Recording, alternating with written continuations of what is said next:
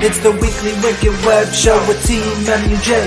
Family united, not divided, let me hear you say. It's the Weekly Wicked Web Show with TeamMUJ. Family united, not divided, let me hear you say. Woot woot! Woot woot! Woot woot! It's the Weekly Wicked Web Show. Woot! Woot woot! Woot woot! It's the Weekly Wicked Web Show.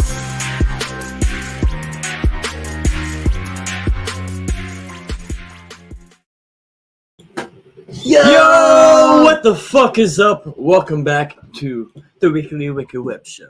TeamMUJ in the motherfucking house. Oh man, hey, tonight, man, we got some big shit to get into, man. It's gonna get real dark, creepy, mysterious in this bitch tonight. But before all that, welcome back to the Weekly Wicked Web Show. It's your boy Bobby Blaze and Matt Murderous in the motherfucking house. Yeah, hell yeah. Jiggy Fresh will be joining us soon, and tonight we will be joined by special guests, the winner of That Shit's Trash, That Shit's Fire tournament, Humble Among, and Brigid Bites. Yeah, man.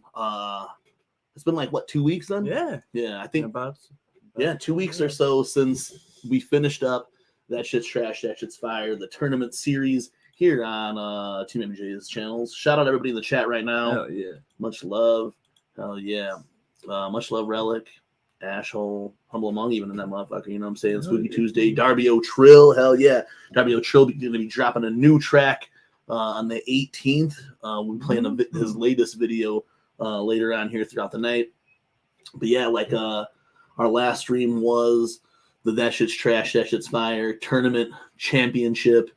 No, dog, I got a way better ghost story than that. You know what I'm saying?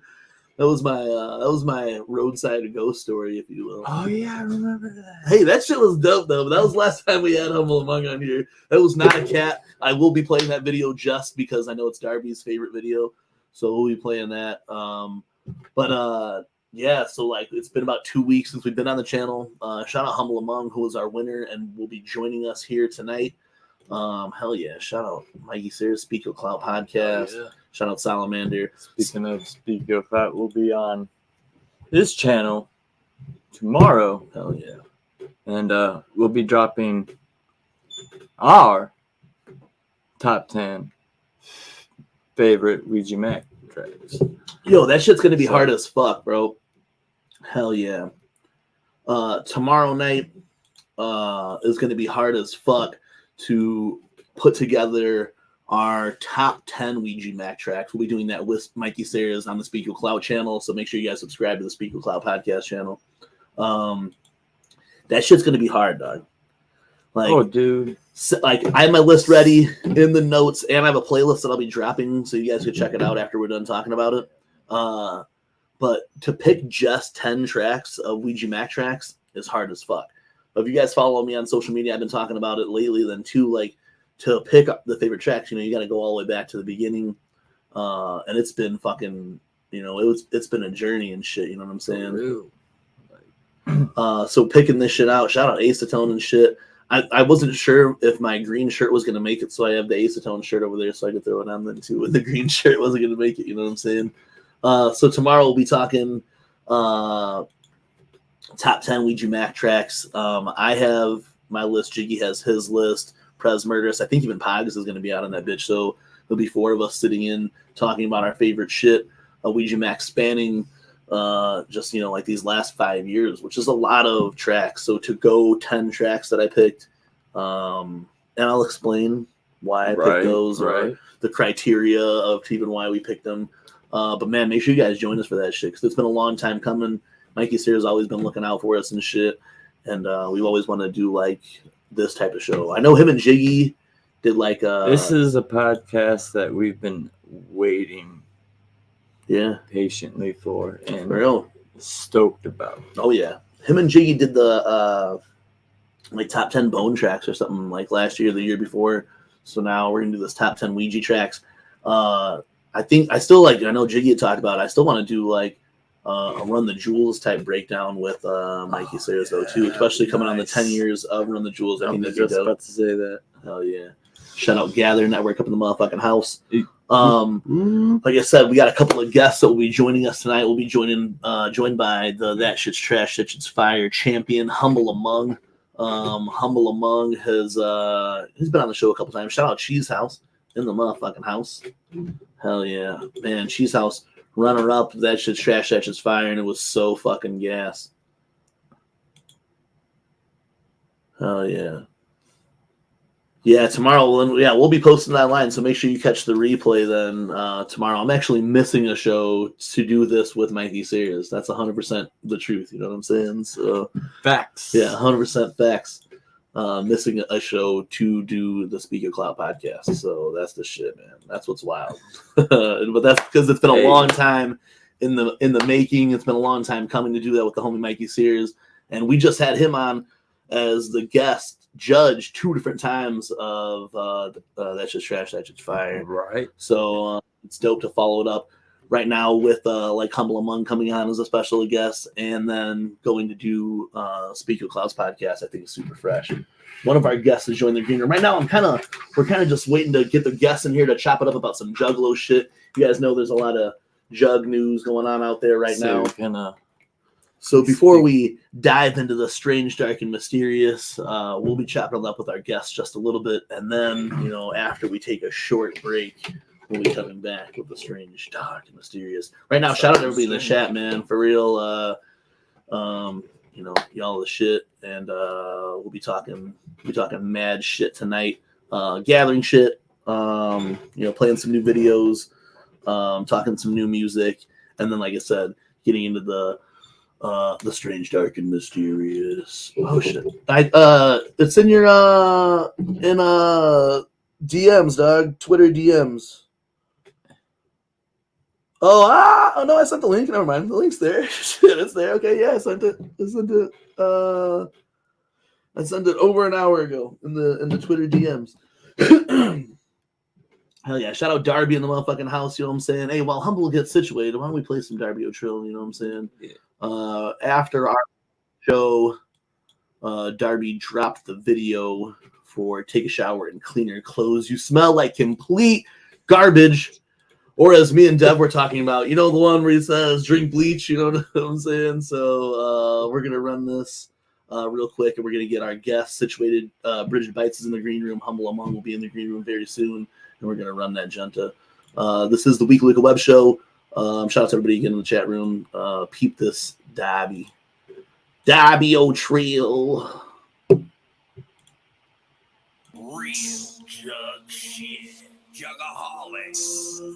4 jugs by jugs. Crack another Fago, cause here's some more wicked shit. Drink bleach, motherfucker, drink bleach.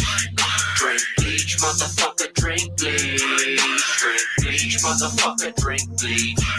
Drink bleach, motherfucker, drink bleach. You smell that scent all on your bitch breath, dog. That's my balls. That she stay topping me off while I watch reruns of all. That you claim you was the god of this. Honestly, that's all. Cap, don't make me split your jaw like the reverse bear saw trap. I'm smoking on it up, pack toe in a baseball bat. I'm a big gorilla, you a goofy little mall. Right, your music, your image, and identity is all trash. I'ma leave your body rotting in the field of sawgrass. I have no clue in hell what you're talking about. You want me to send you a copy of the tape of your death threat? I'm sure I made you a death threat. I'll make another one. I'll put a bullet right between your eyes. I cut my song out about 150,000. Let him keep Drink bleach, motherfucker, drink bleach.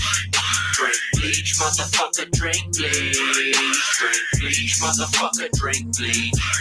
Drink bleach, motherfucker, drink bleach. Fuck you, fuck your set. I show you fuck with no respect. Don't wear your bones around my neck, cause I make art out of the dead. I'll leave you with several broken ribs sticking out your fucking chest. I possess the touch of death and razor blades to cut the flesh. You soft, bruh. Had to call your squad up. You ain't got the sauce, bruh. You just did imposter. You talking all that tough talk, but you ain't doing nada. I do not speak to the ops. I let you pussy boys talk to the sawed off.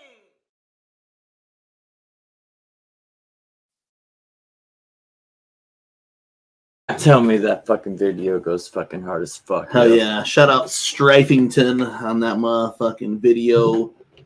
You know what it is. Hey, did I just see a paragraph of gather? I did see a fucking paragraph of gather. Fuck yeah, man. You know, we getting ready for that shit. Yeah, man. Gather season started the fucking month early and shit this year. All right, so we're gonna go ahead and bring our guests into the motherfucking into the panel here. We have Green room, if you will. the That Shit's Trash, That Shit's Fire tournament champion, Humble Among. Hi. Yo, what the fuck is up, homie? And we have, you know, we're from all kinds of shit, whether it's the Hatchet Girl EP that just dropped or Shaking That Ass on the Juggalesque stage. We got Brigid Bites coming to the motherfucker. What up, guys? Drink, please, motherfucking drink, please. Yeah, that was so gas. Yeah, it was a good way to get the show started with some energy in there. You know what I'm saying? Yeah, for sure. What's up, y'all? I actually wasn't supposed to introduce him as Humble Among. I was supposed to introduce him as Zardock, but Zardock. I slipped that out. You know what I'm saying? But it is here across the screen, so follow the homie Zardock on all social media. You know what I'm saying? At Humble Among or Zardock. Yeah, you know what I'm saying? Hell yeah. What up, though, y'all? How y'all doing? Good. How y'all doing? Been looking forward to this. Oh, I'm stoked to be. Hell yeah. Before we get strange, dark, and mysterious and shit, I wanted to chop it up with you guys about a few things going on in the Juggalo world. Humble Among coming back to the TeamMUJ channel. Now, the champion of That Shit's Trash, That Shit's Fire. Hell yeah. Big congratulations on that. Thank you. Yeah, and, I'm excited to get the trophy. I'm not going to be boofing it. I know that's much anticipated. I'm sorry. I'm not going to be boofing it. But I will be putting that shit behind me. I am actually, I don't know if y'all saw it. That is like the first trophy I won for anything ever in my life. Straight up. So shit, dude. it is an I'm honor. really excited for you to get it. Inside the trophy, it also has the numbers from the win that night. So everything that Jiggy, when he kept tally of all the numbers that night, that's wrapped in the trophy with it. It should have gotten there today. So, I mean, I'm sure you'll get it by tomorrow then, you know. I didn't go to the P.O. box. I should have checked that shit. That would have been dope if I actually had that shit, be like, yeah, here it is, motherfucker. No, like for sure. I was hoping you did already. So you would have it for sure. Yeah, I didn't have a chance to go to the post office today. Yeah, when it mailed out, it said that it should have been there by today. Fuck, I should have checked, man. Should have checked. That's all good. But man, yeah, that's tomorrow or some shit. I'm sure when you go live or whatever, at least you will have it there and you could present next time. Shit, you know I'm definitely gonna be showing that shit off as soon as we get it. Could have done a live unboxing of that shit. That would have been dope. Hell yeah. That was something else that we wanted to add as a hookup. You know what I'm saying? There's a few other things that we still want to get together with you on, and I was supposed to we got some beats and shit that I'm excited because I got to hear two of the beats that the ones that Sauce met you. I got the Saw beats. Me and Devereaux actually spilling some of the sauce. We worked on a session last night for one of the beats, and I actually started that shit. Devereaux was like, you got to go work on this shit right now. So I actually already started some shit for that one we worked on last night. That's really fresh. One of them already in the bag from Devereaux. Yeah, that's nice, bro. 100%, man.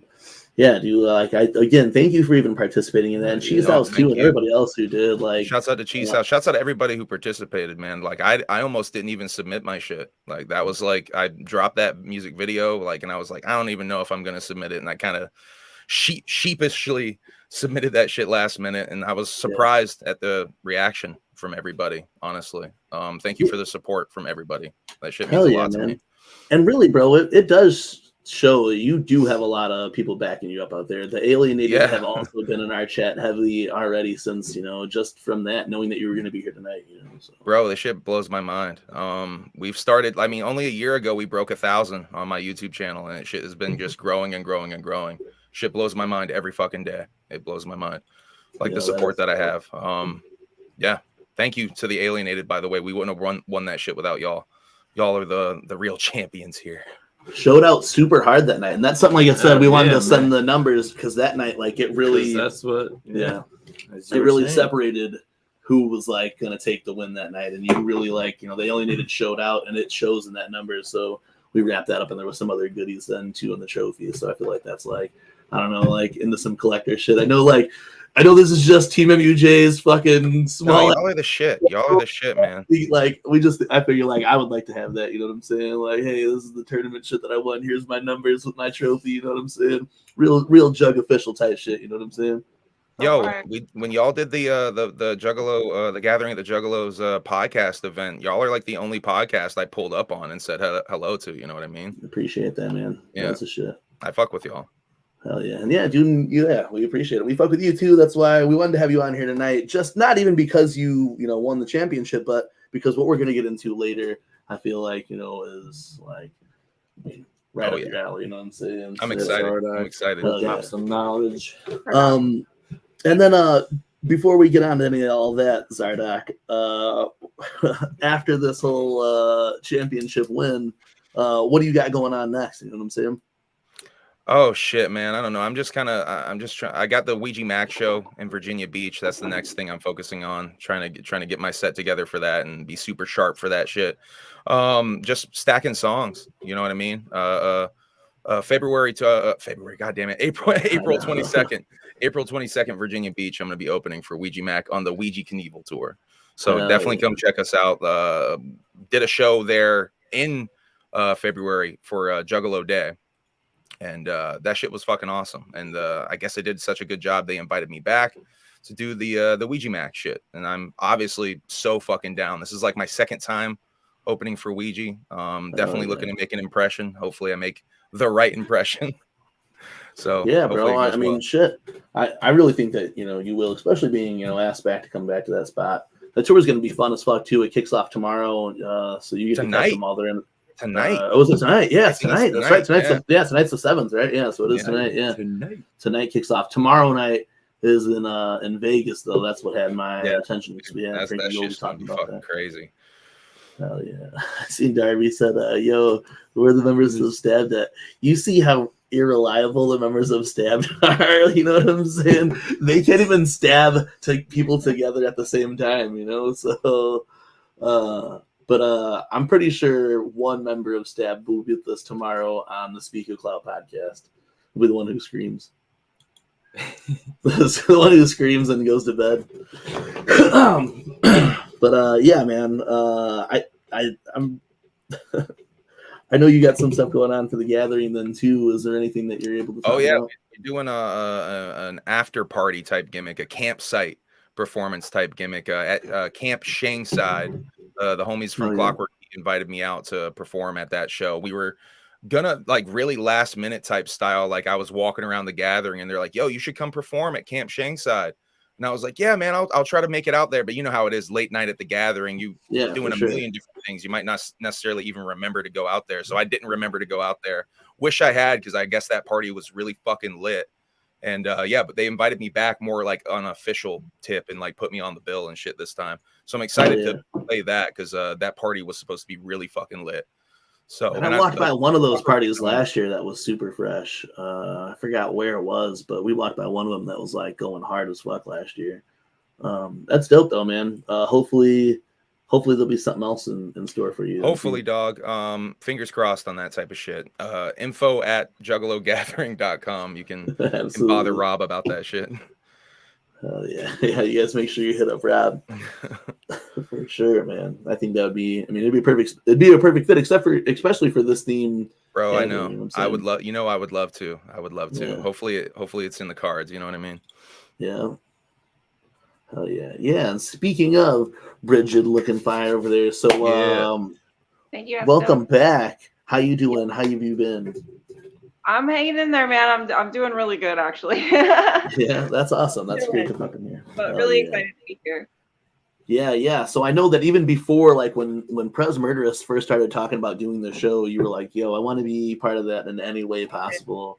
So I was on you about that. I was like, I want to fucking be a part of that episode because this is my shit. Hell yeah. And we've been trying to put it together really to make it happen. And like it was just like the perfect time to be able to bring Humble Among on because we wanted to talk about like the championship shit, but also, to have an alien himself here on the show while we talk about the strange, dark, and mysterious was, so fitting, honestly. Hell yeah. We've been playing some of the Hatchet Girl EP before like every show that we've had lately. Today was like the first time. I love it. I love it so much. You've seen that there's been a lot of dope ass like response about it out there. So like, do you have any plans of doing like any videos or anything for it? I'm stoked. Thank you. And yeah, the response has been really positive. And I do have plans for some videos, which are in the making right now. But I plan to film 2 at the gathering, and then hopefully I'll get that 3rd one done too eventually. But definitely 2 for sure are on the way. Oh yeah. I know you talked about for sure those at the gathering, and we're down for that other one. That sounds fun as fuck.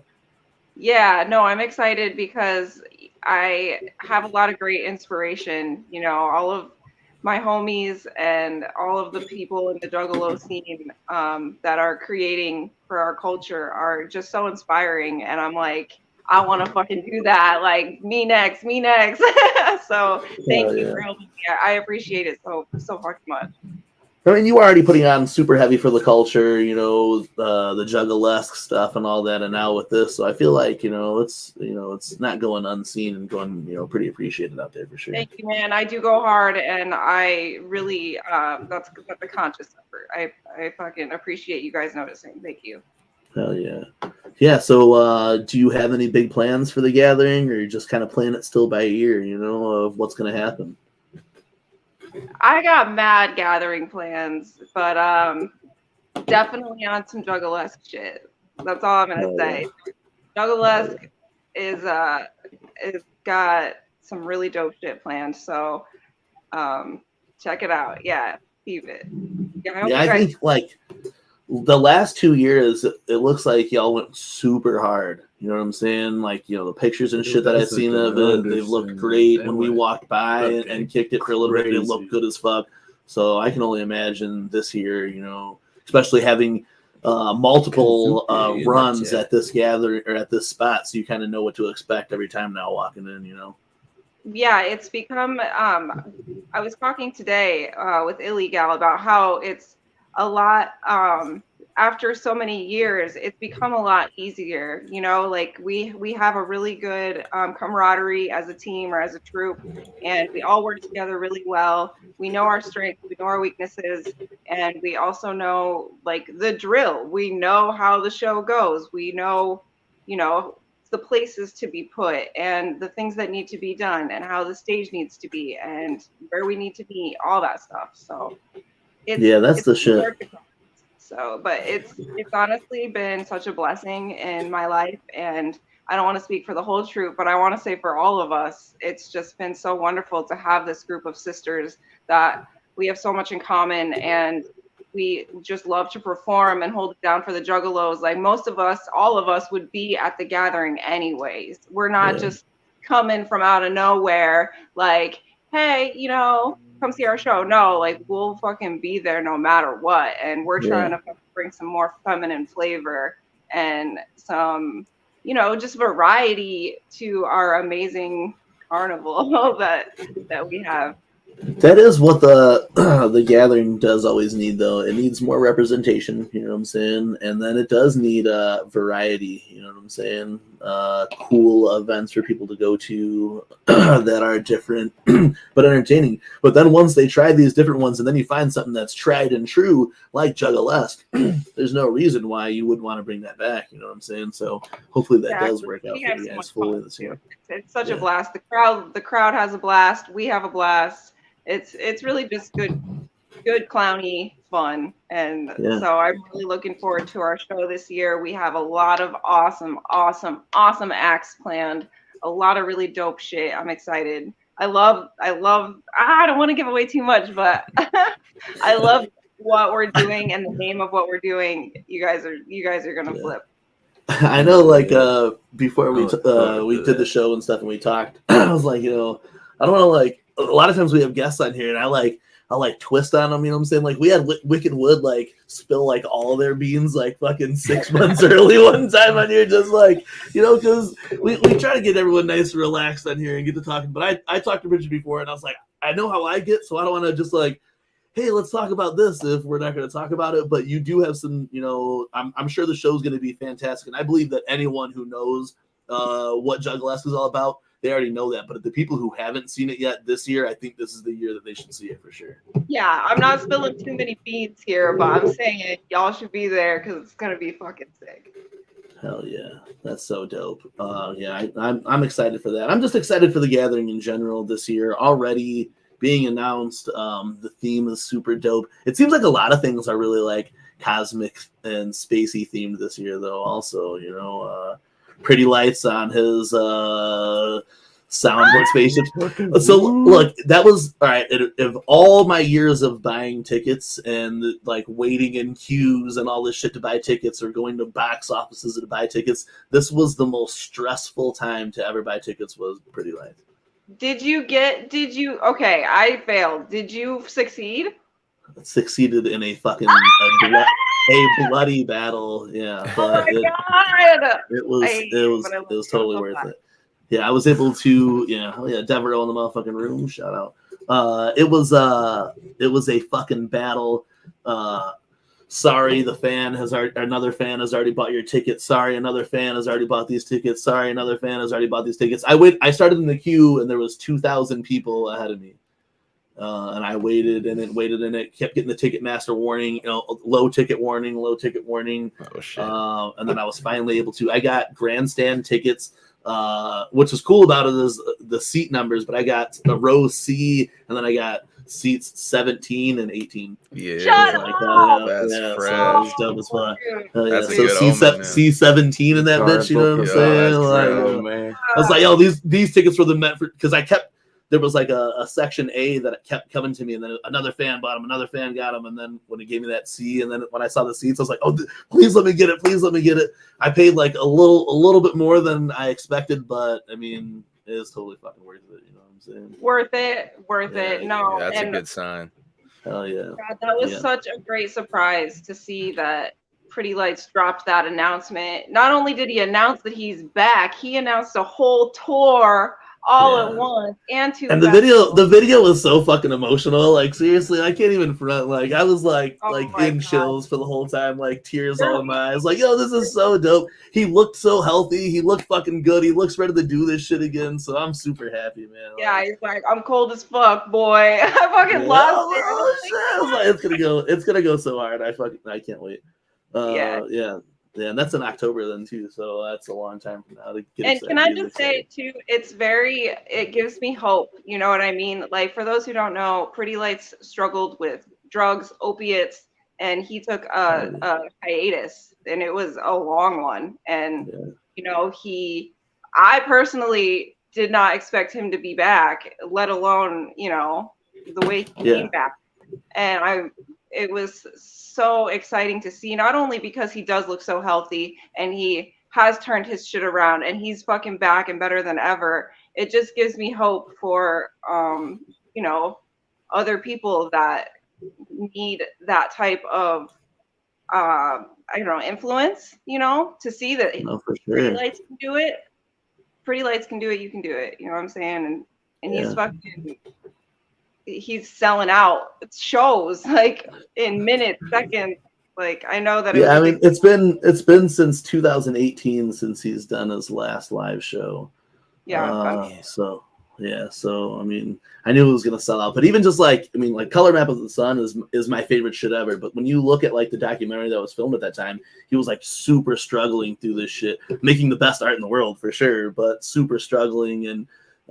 To take the time off that he has, I mean, like everyone like deserves that opportunity to be able to be a regular person again, and he's done that for like the last 7 years, and like it seems like he's like ready to make that good ass music again. I'm welcoming it with open arms. Let me tell you. Yeah, like all I was expecting at some point was like maybe a Color Map of the Sun 10-year anniversary at like Red Rocks or whatever, but then to get like this whole fucking promo and then like a dope ass like a 3-night run at all these places that he's doing, I think that's really fresh. I know this is like total non-Juggalo shit they were talking, but yo, that's what we get down with. You gotta do that. You gotta do that non-Juggalo shit. You gotta talk about what you like, man.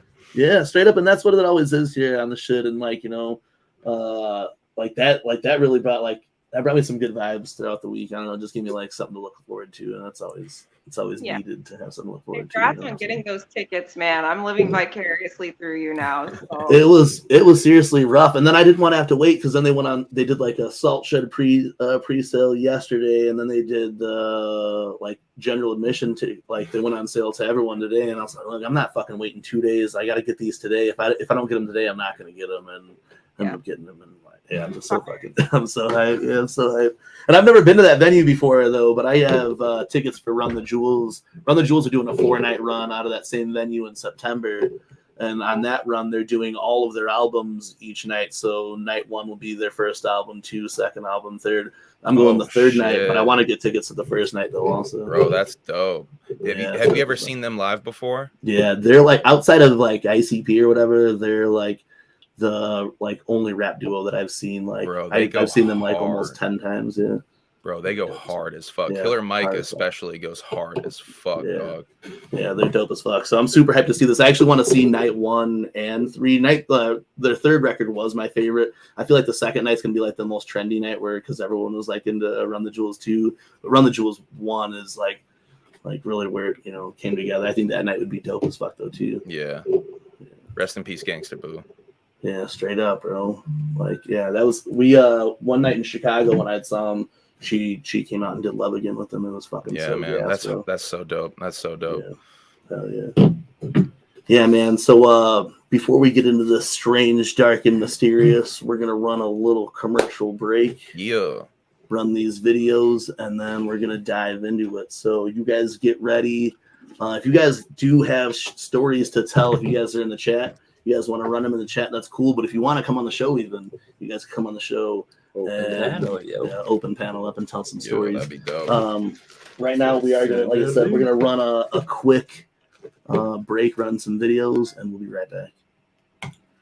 Make sure you guys follow Brigid Bites and our homie Zardock over there, Humble Among. You know what I'm saying? Shout out Frankie Goldie. Catch Frankie Goldie in Las Vegas tomorrow night.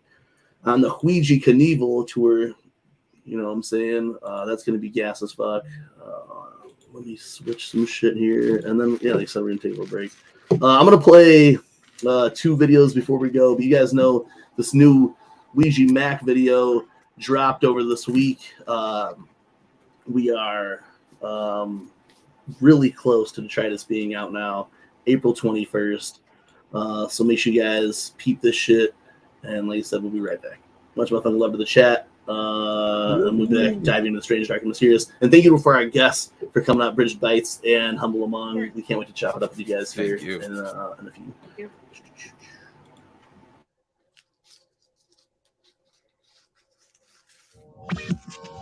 Chapter 17. Okay.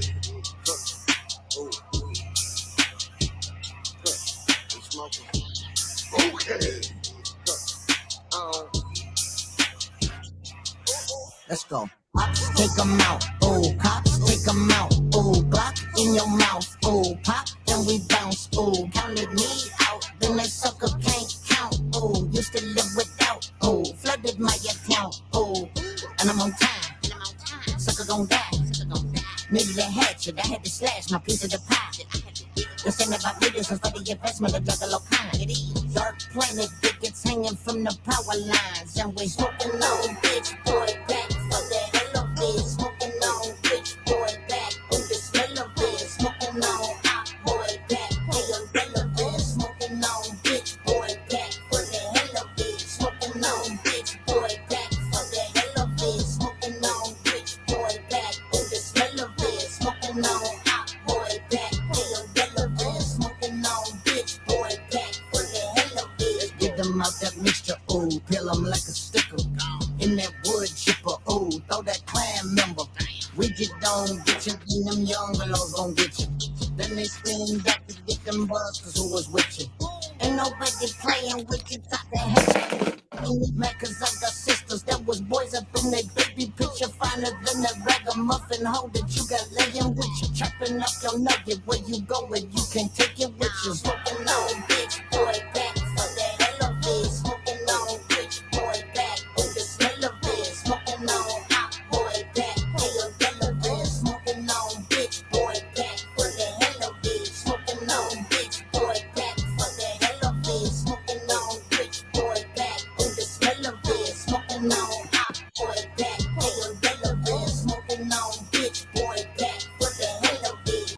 There is a new report from the National Weather Service. A meteorological event is now occurring. This meteorological event consists of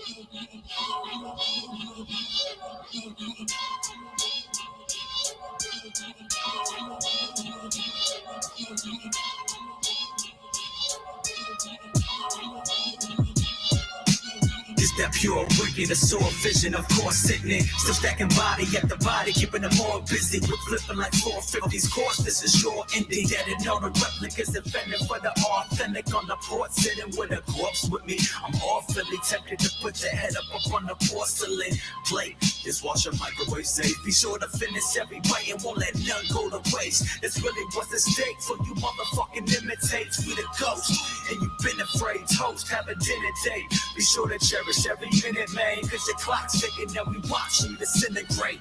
You had an options, can you finish all that talking that you did it? Accelerated the process of your ending. We the ones haunting your conscience when you touch a mic, cause you know it's only a matter of time before we cut off your lights. Coast to the underground, coast to the coast of the underground, coast to the underground. Fuck around and find out we coming down.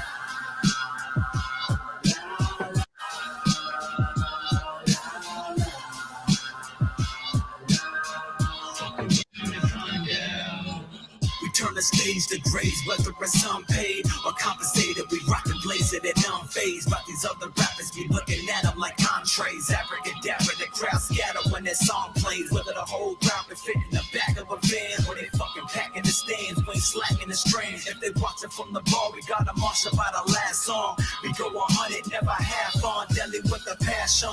Whether open or the last on, we're living a mark, ever last on. Motherfucker, ask them. Anybody that been to our show, ask them how one of these goes. They're slaughtering those pros, I'm honoring those souls who had to come on after me.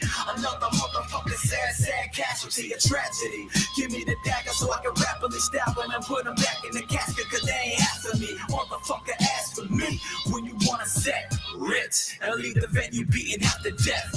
Shit, and when we finally leave, we in the back of the mind of the other MCs. We could be seen in their sleep, get seized in their weed, cause they know them. Even if they beat, they can't compete. Competitive foes, get them, can't be him alone. Competitors gone, you can better than guess who the cause, bitch, we call the coast to the underground, coast to the underground, coast to the underground. Fuck around and find out we coming down.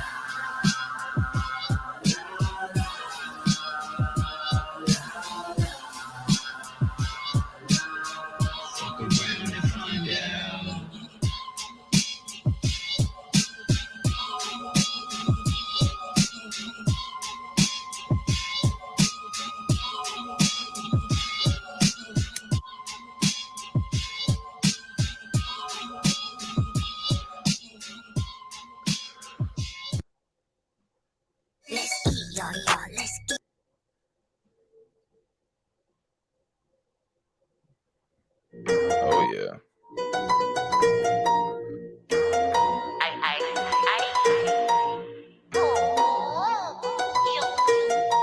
Let me tell your ass a story. Strange, dark, and mysterious, they call me Mr. Ballin'. No storytelling, real facts, Mr. Ballin'. Ball so hard, motherfuckers call me ballin'. Better stick to the end, cause I'm never ever falling. I'm strange, dark, and mysterious, Mr. Ballin'. No storytelling, real facts, Mr. Ballin'. Ball so hard, motherfuckers call me ballin'. Better stick to the end, cause I'm never ever falling.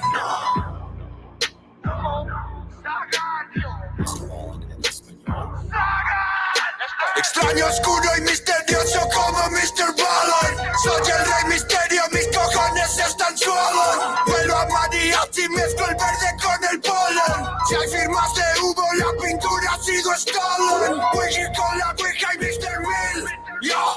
Desaparecidos y escapados del redil. 17 formas de morir. Dime cuál prefieres, no me dejes elegir.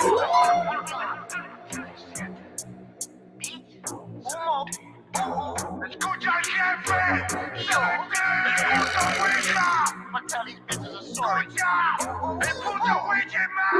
can't go to sleep unless I'm watching Mr. Ballin'. Nothing more relaxing in the cemetery, darling. Oh, homie still talking when I wake up in the morning. One day he gon' tell him what ups and how I got them. Brigid can evilly high as a bitch, but this shit was a needle. Yo, licking the blood off the tip of my fingers like dust from a Cheeto. Yo, this the prequel to the sequel. Narco corrido, chop your body up and eat you. Strings are getting mysterious, they call me Mr. Ballin'. No storytelling, real facts, Mr. Ballin'. Ball so hard, motherfuckers call me ballin'. Better stick to the end, cause I'm never ever falling. Strings are getting mysterious, they call me Mr. Ballin'. No storytelling, real facts, Mr. Ballin'. Ball so hard, motherfuckers call me ballin'. Better stick to the end, cause I'm never ever falling.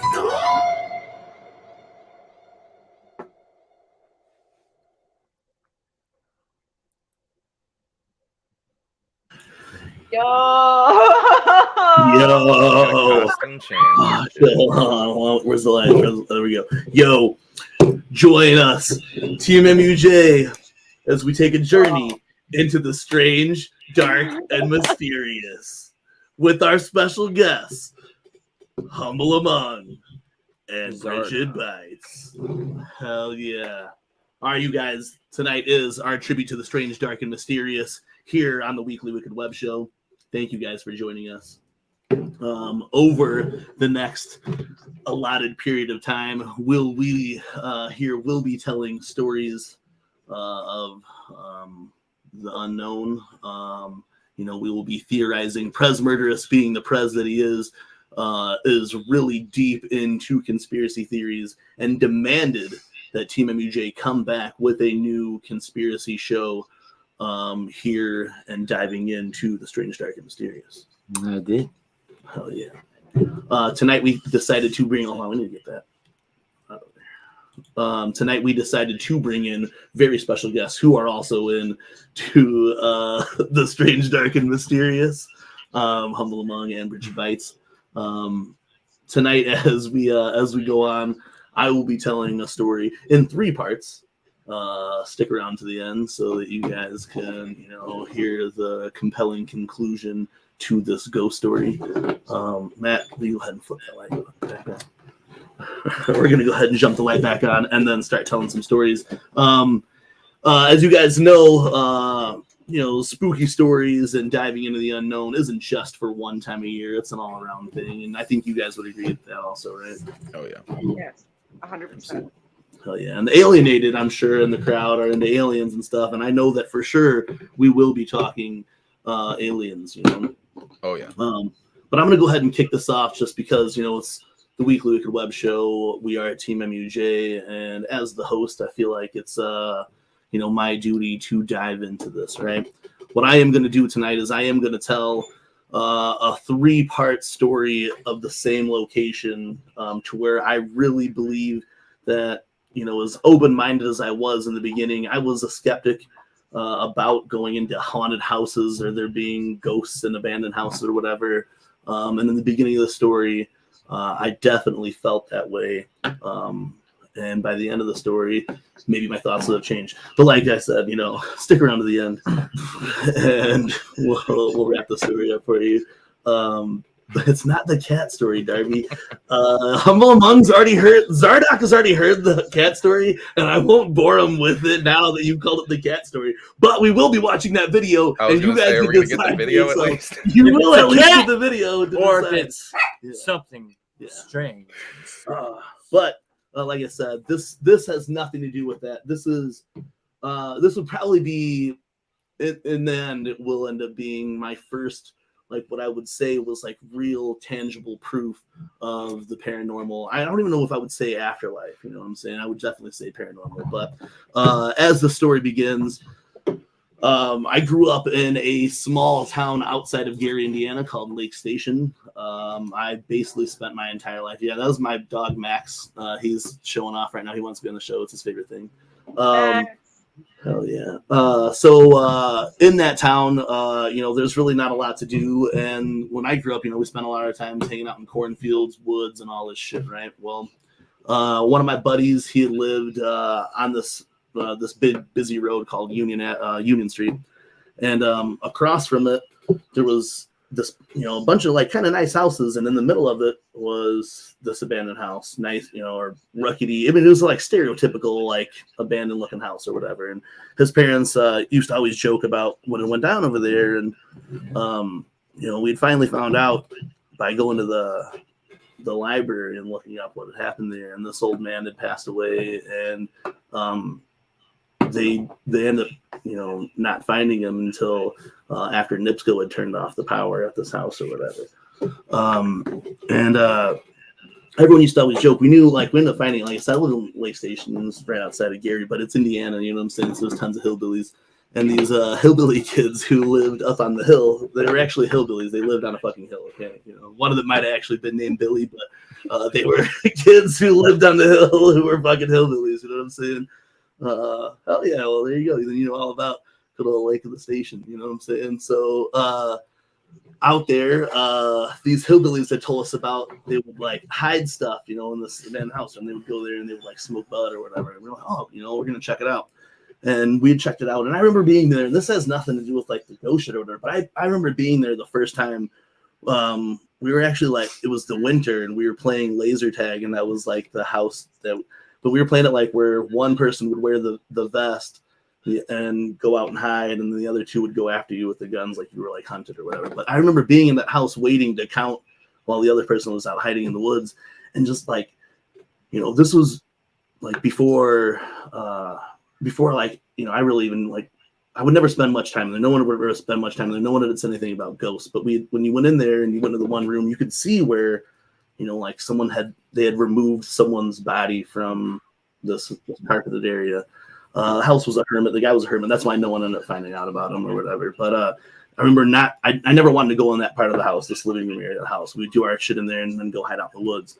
Well, then that summer, people had been started talking about them, seeing something when they went in there. And, we just thought it was bullshit. We thought like we were like teenagers or whatever, early teens. So we were like, no, these motherfuckers are just like using this haunted house as their hangout and don't want us there. So they're telling us that there's ghosts there or whatever. Right? So we're like, no, we're going to fucking find out, enough people finally told us that there was a ghost in there. So we, we're like, all right, well, we're going to find out ourselves. Now, like I said, I was kind of a skeptic at the time, where I was like, I believe that there was shit like that, but I didn't think, oh, you're just going to go to this random house and, there's going to be something like that. Max, get him. It's okay, buddy. There you go.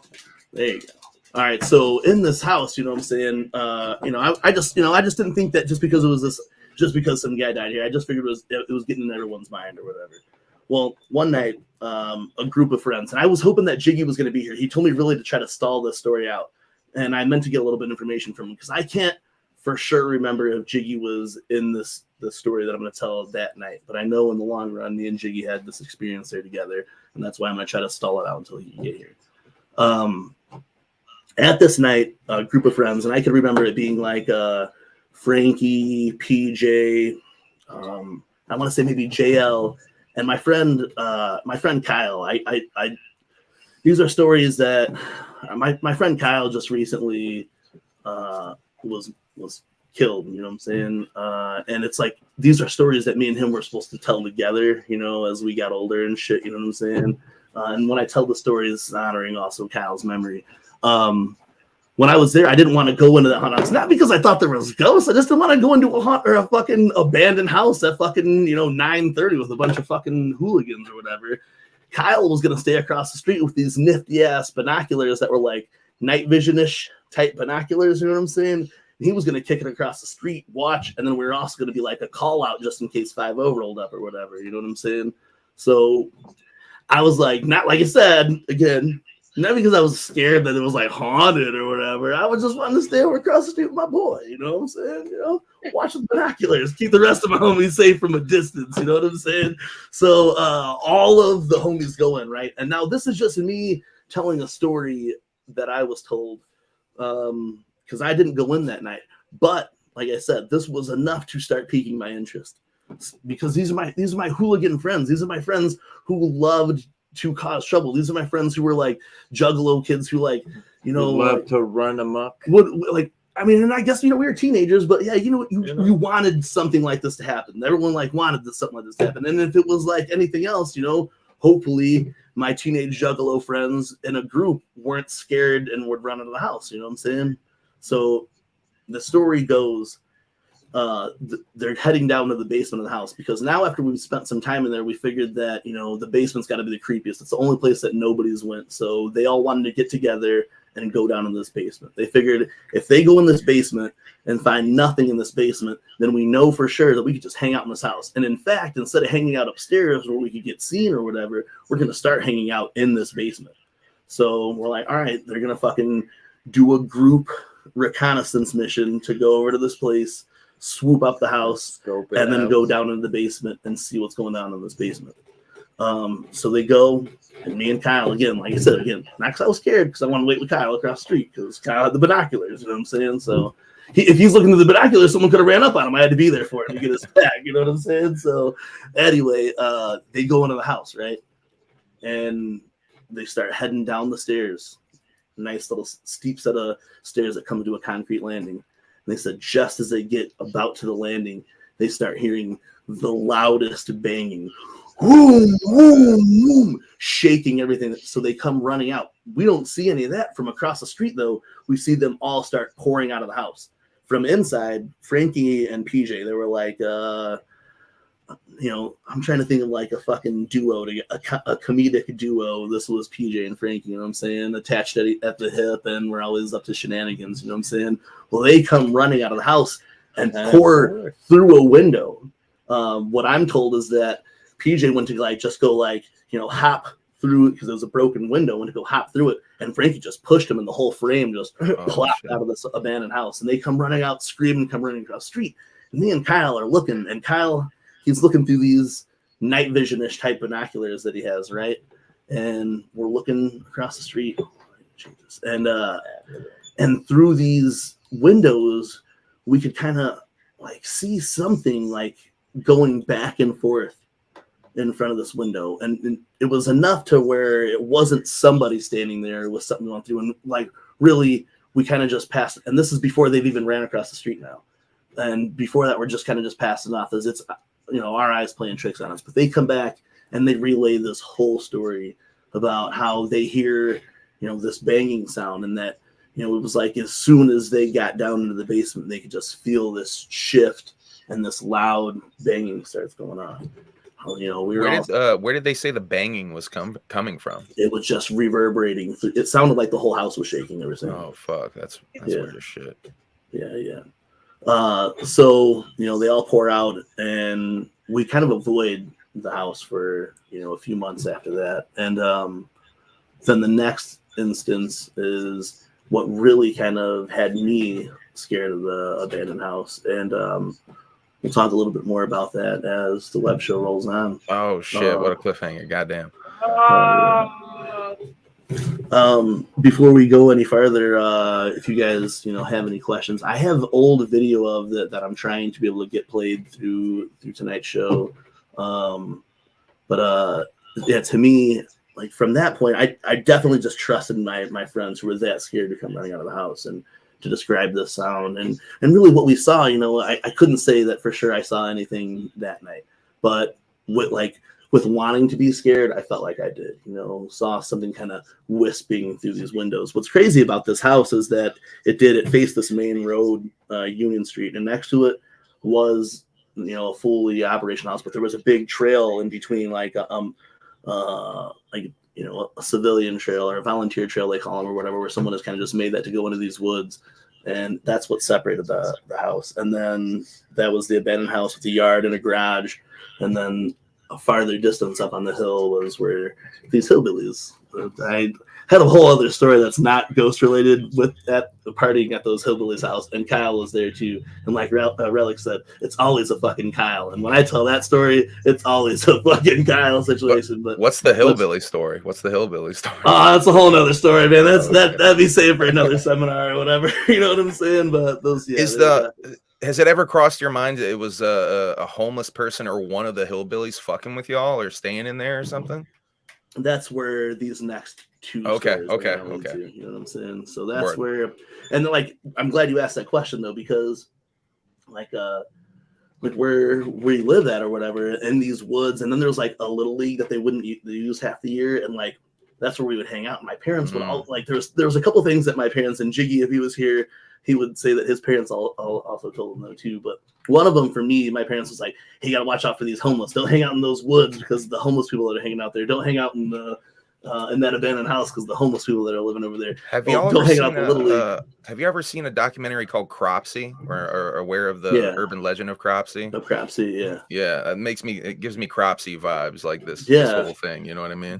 And really, you know, like the thing about it is, outside of this square group of people who it does, like, you know, like you said, we weren't really friends with the hillbillies group of people, but they knew about shit that happened in this place, and then our group of friends have saw it. And you know, like really when that was my first thought, okay, maybe it was just a homeless person, you know what I'm saying? And that's even when I had told my parents or whatever, my dad's like, I told you, hanging out in abandoned houses with homeless people or whatever. Something else that my parents would always say would, don't go in deep river or you'll drown. They're like, and Jiggy, if Jiggy was here, he'd be like, yeah, my parents used to say that shit too. Now me and Jiggy spend our summers with fucking our kayaks sailing this river that my fucking parents told us to never go to deep river. You'll drown if you go to deep river. And right, deep river was like taboo. Yeah, as fuck. Yeah, because I guess apparently like everything that's underneath the water, it could drag you under. But it's like, I'm not going swimming in the fucking water. But my parents, when we were kids, that river, if you could have crossed it, you could have crossed right across town and made it to, like, you know, where Lake Station Pool was, Riverview Park. So you can make it all the way to the other side of town. But my parents had made me so scared as I was a kid that I was like, well, I'm never crossing that. Even when my friends would cross like beaver dams to go over there, I'd be like, no, you guys are going to fall in the beaver dam and die. My parents told me, you know what I'm saying? Well, check this shit out. So where I live, we had a swimming hole called Twin Falls, right? Twin Falls, like a lot. I mean, I swam there straight up, like, and there's like this spot you can jump off on. It's like technically 2 waterfalls. So it's like 3 swimming holes, if that makes sense. There's like the top area where the falls goes in, and then there's another fall. There's a jump off spot all the way at the top of the first fall, right? You go up, you have to climb some rocks and shit, and you jump all the way down. And I think it was into either the middle pool, or some crazy fuckers would jump all the way into the very bottom pool, right? A lot of people fucking died because of the undertow from doing this. And it got to be the point, I mean, and kids would still drink and fucking swim there, and like almost a kid a year would die out there. Yeah. And fucking they actually shut that shit off. Like, it's actually like fenced off now. You can go down there if you want to jump some fences and shit, but that's like some shit like around here that actually did kill like kids, like almost on a regular basis. Every area has some shit like that. Like that's going to be on some fucking, you know, Mr. Ballin shit. You know, these kids who jump that fence, because I'm sure that fence doesn't stop people. You know what I'm saying? I'm sure kids still go and swim down there. I'm sure they swim do. There. Hell yeah. The spot. Awesome. You got to jump from the spot. Kids would call it the spot and shit. Hell yeah. Yeah, I love those little local stories. That's the shit. Yeah, before I, you know, tell any more stories, I want to hear a little bit from you guys. I know you guys are also into the strange, dark, and mysterious. And is there any cool things that you guys heard about urban legends or anything? You know what I'm saying? Brigid. Yeah, so growing up, I lived on the Mississippi River, basically, between Iowa and Illinois. So the river is very close to where I am. It's a 2-minute drive, 10-minute walk. And I'm on the Iowa side, and then there's the Illinois side. But basically where I'm from was a very huge hot spot for the Underground Railroad. and it was also a mobster town to begin with because of the Mississippi River being right there. That was very convenient for mobsters for obvious reasons. Oh yeah, trapping them in the river for sure. Yeah, Smuggling and shit too. Yeah, talk about undertow. Like that's the Mississippi where I live is a mile wide, so that's a big ass river. And it also, I also live in the only place where it runs east to west, which is very strange. But right around where I live, the Mississippi goes east to west. So like a fork like that way where it bends. That's fucking crazy. That's got to have some kind of like weird shift with the way the water bends like that or something. Yeah, it will, and there's a lot of flooding and stuff sometimes. But basically, there was a bunch of speakeasies and a bunch of bars that kept popping off even during the Prohibition age. And the whole downtown area is pretty much said to be haunted. And there's even like bars with that kind of like theme and everything. So I grew up really in like a non-religious but very spiritual and very superstitious home. So I learned about ghosts and the dead and all of these things from a young age. And you're from the Midwest too. There's not a lot going on around here. So ghost stories. The Midwest is a breeding ground for ghost stories. all day. So there was the Octagon House, which was an abandoned house. It's been torn down now.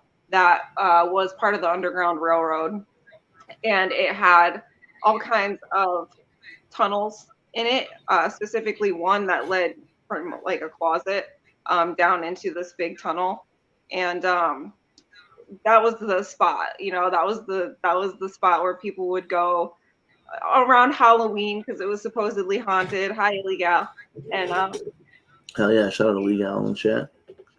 Yeah, and there was, slaves and stuff who went through there. People supposedly died in there, and so there was a few times where we broke in and saw some fucking scary ass shit. Like we would dare each other to go closer to that hole, closer into the tunnel. It had been blocked off after a certain point. You know what I mean? Like you couldn't like go all the way down in there anymore. But man, I will say every time we went in there, some crazy weird ass shit happened. We saw shadows. We heard people talking. We heard whispers. We heard just all kinds of shit, and you could feel it. It was just like palpable. And so that really sticks out in my mind as like the Octagon House. But I will say a personal experience for me, because I've had a lot of alien experiences, and maybe we could talk about that later, especially at the gathering. But those have always been not necessarily scary or spooky or creepy for me. You know what I mean? Yeah. Whereas paranormal stuff can get kind of scary at times. And the house I grew up in was very haunted. And it was to the point where we had a name for the ghost that lived in our house. Yeah, you had said that, and I didn't want to ask you in the chat what the name was. So yeah, what were you calling this? The ghost was Meggie, was what we called her, like Mebbby. I don't know why, but yeah, the ghost was Meggie, and it was a protective ghost. But then later, I did experience some, like later in life, I experienced a lot of paralysis, like sleep paralysis. I don't think that was Meggie though, but Meggie, there was 3 kids in the house, and she was kind of like a protective ghost. And weird shit would happen with like bad people that were at our house. Like my house, there was people in and out all the fucking time. My mom dated scumbags, and he had scumbag friends. Like they had scumbag friends. So there was like, shitty people sometimes around. And I have a few stories. One, her boyfriend Sean was asleep on the couch, and he heard something come from down in the foyer, and it was like, Sean. And so he went down to look. He said that he thought it was the babysitter dropping us off. And he went down there, didn't see anybody, and then he heard it from upstairs. They were like, Sean, Sean. And so then he like walked up the stairs, and then he walked back down, like, didn't see anything. And he went into our little foyer bathroom, and he was like, it's Sean, I'm here. And he heard, well, who the fuck are you? And the door slammed on him and stayed shut, and like locked him in there, and he flipped out. Like, my mom said she came home from work and he was pale white, like sick to his stomach, didn't know what to do, and like there was nobody there. So that's one instance. How long did you live at this house altogether? Sure, from age 6 to 22. Oh shit. Yeah, so growing up. Is this all the same house? This is all the same house, but I'm not, not the Octagon house. Not the Octagon house. The Meg stuff though, and this experience. And this experience, yeah.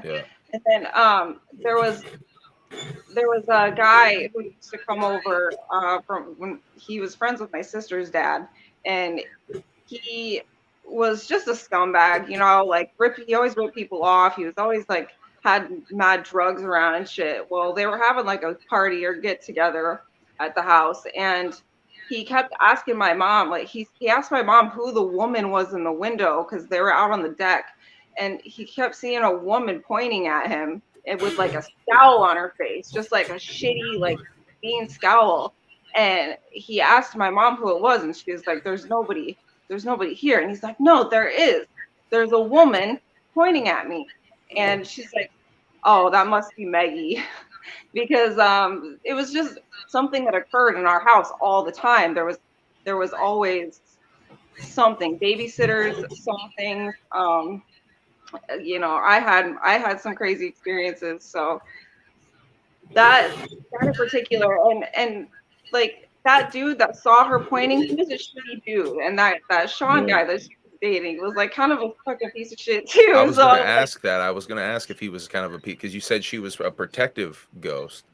Yeah, like I really felt like she didn't like bad vibes, you know, and if there was bad vibes around, she acted up way more. Whereas like on the normal day-to-day, there would be little things here and there, lights and doors and cupboards and shit like that. Like, or I had bedroom beads, like I would wake up sometimes in the middle of the night and my bedroom beads would be swinging like back and forth, like really like fast for no reason whatsoever. Like we didn't have pets or nothing like that. It was like just be swinging. So like that shit just always sticks out in my mind. And I was taught how to learn or how to use sage at a young age. I was taught how to talk to spirits. I was taught how to feel them and how to like know when a spirit is present, and to know like the feeling, like the tingling on the back of your neck and shit. Like that shit was all part of my fucking growing up experience. So I love talking. While you were there, when was, like you said, you were there for all these years until you were 22 years old. Did that continue on the whole time that you were there? Yeah. See, the sleep paralysis shit didn't start happening until like and that was something my ex, who lived with me in that house for a while, also experienced. So I was in the basement. So the basement of this house had its own exit. So I liked being down there. Like I liked to stay down there because I could just like leave whenever I wanted.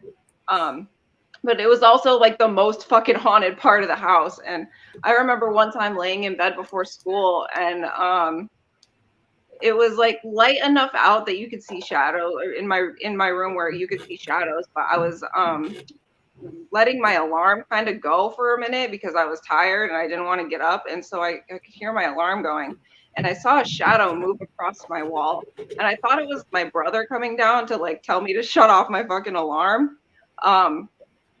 But I saw this shadow, and then all of a sudden this like crazy like pressure and paralysis just like took over my body. Like I felt like somebody somebody was pushing down on me, and like I felt like I was terrified. Like I really was just paralyzed, not only physically but with fear. The only thing I could move was my eyelids and my toes. And that was the first time it happened, and I was stuck in that paralysis for, I want to say like 2 minutes.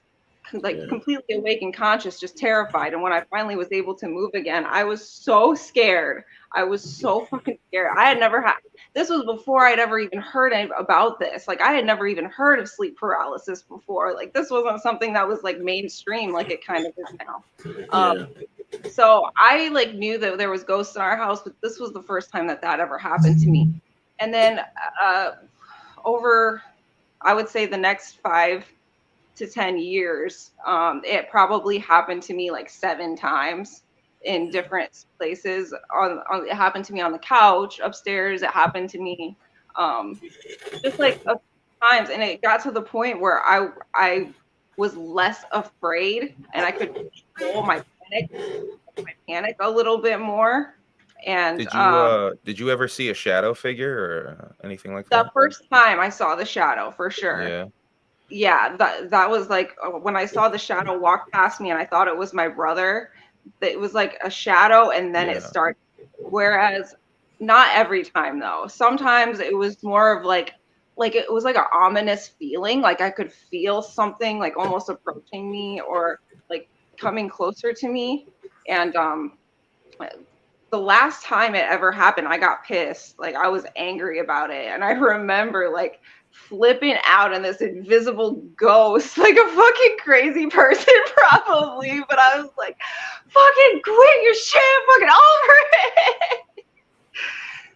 it. Was that only happening when you were staying there? Had it happened anywhere else? It's never happened to me since I left that house. It has never happened to me again.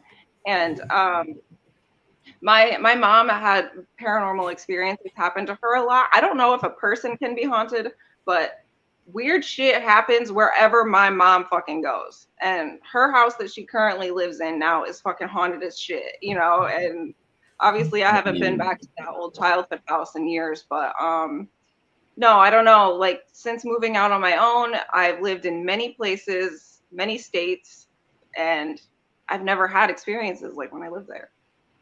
They definitely say poltergeists can follow people. Like some of the people that are the Skinwalker Ranch. Some of the people that have had experiences at Skinwalker, they talk about how it follows them home, and they'll have weird experiences at their house after having something happen to them out there.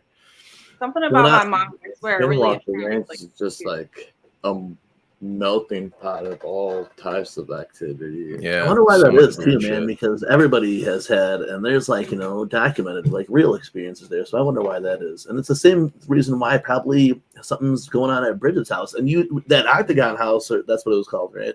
Yeah. That you were speaking of that. I mean, just the energy inside of that place, you could see why things will always be there. You know what I'm saying? Even if you tear down the house, the land is always going to be that way because that's how I feel. That like cement block where the house was is still there. Maybe. For sure. Yeah, like Matt's saying then too. So you guys know that demon house that Zach Baggins did the whole documentary on.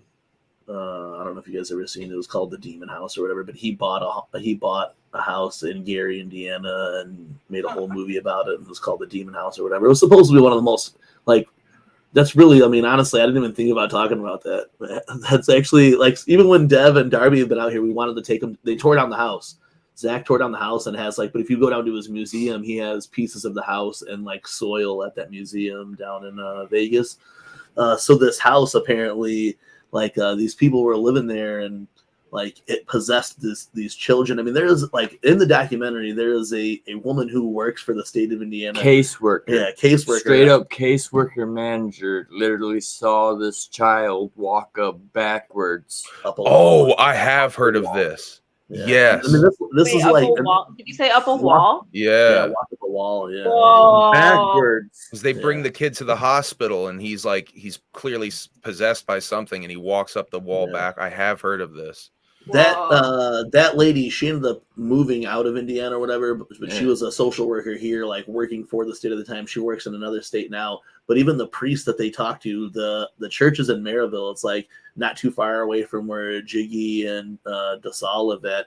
This church where so I mean, like, I know priests don't necessarily have like great reputation, but I don't think like a priest is going to be on this like documentary saying that like he said when he talked to this lady, he heard her like speaking like tongues, and she was like speaking tongues to him and shit. They went to the house and there was like oils dripping off the walls and shit, like ooze dripping out of the wall and stuff. And like, yeah, I mean, it's a pretty good documentary. You know, Zach Bagans likes to fucking, you know, amp things up a little bit, but really like it sounds familiar. Like, you know, I've heard a lot of stories like this, and it does ring a couple bells. But now I'm very there's a whole ass documentary. It's like it's probably free on like even Tubi or some shit by now. It's on Amazon or whatever for free. You know what I'm saying? But Matt didn't even talk to like there's Gary police officers. I was just about to bring that up. Like Gary, the officer captain? pretty much the captain that investigated this house and this incident. After investigating it, got into a crash. Yeah, like, you know, like after spending, he would spend all this time. He was like one of the ones that dug up the stuff in the basement, and they found like where they thought there might have been like some kind of like altar or something set up in this basement at one point. And this, like, yeah, but man, I mean, that's what we're checking out. Not really. I want to talk about like local legends and shit, and that's, I mean, Gary, Indiana's full of stories like, you know, crazy shit like this, being right off the giant lake, you know what I'm saying, and being in Gary, Indiana, which, you know, went from this, you know, super populous area. It was a town. Gary was built specifically to be a steel mill town, like.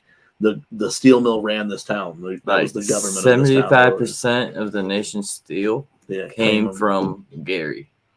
And they built houses, they built, you know, apartments and all this stuff just for the steel mill workers. And then once those started to shut down, everything, you know, shut down out there. So there's, you know, numerous stories out of it. You know, because of the steel mills is why we have so many Nike bases. Yeah, because around. Nike bases, for you guys don't know, were missile silos that were used like during up until like after the Cold War, and it's still even assumed now. But I mean, everyone has good technology. But I remember like growing up, when there would ever be like, you know, those conflicts of war or whatever, you would like my brother would always be like, oh well, their military has old data, so they're gonna blow up these spots because there's a Nike missile base right over here, and like there's these they turned one of them into a paintball range or whatever, but they actually held potentially nuclear missiles out of these spots during the Cold War or whatever, because they were small town Indiana where they didn't think, you know, anyone would strike or be able to strike, obvious, and then they'd be able to launch missiles from here instead. And then like really even until now, you would think that if an enemy wanted to, they would strike our steel mills and the lakes or whatever. So those are always. Any stories of UFOs around those missile silos? Over the lake? Not over the missile silos, but over the lake for sure. You know, actually, that's cool, man. That's something that I did want to talk about, where it's not as local, but we spend a lot of time on Lake Michigan. And I don't know if any of you guys have heard of the Lake Michigan Triangle. That does sound familiar. Isn't it under? Is it in the lake? It is in the lake. I'm gonna run a little video right now, and we're gonna talk a little bit about some experiences on the Lake Michigan Triangle. So I'm gonna run this real quick. I've been hearing about this since I was a kid, and this is, I don't know, man, this is pretty cool that it is kind of close to us. I'm gonna run this video. This is an old news clip, so it's only gonna be about like 2 minutes, but I figured it'd be the easiest free not get strike content that I play. Explain it, you know what I'm saying? So. Here's this shit. But this is going to give you a little rundown about the Lake Michigan Triangle. I'm going to talk about one of my favorite stories that comes out of there then after that. Above the surface, a sunny day on Lake Michigan. On the shores of Manitowoc, nothing out there seems to be amiss. But below the surface, as the water goes deeper and darker, a mystery is revealed. A lot of interesting stories have come out of that region of Lake Michigan. Shipwrecks, plane crashes, UFO sightings. No one knows why. These strange things all happening from Manitowoc across the lake to Ludington, Michigan, down to Benton Harbor, Michigan, and back to Manitowoc. That's the area that people believe to be the Lake Michigan Triangle.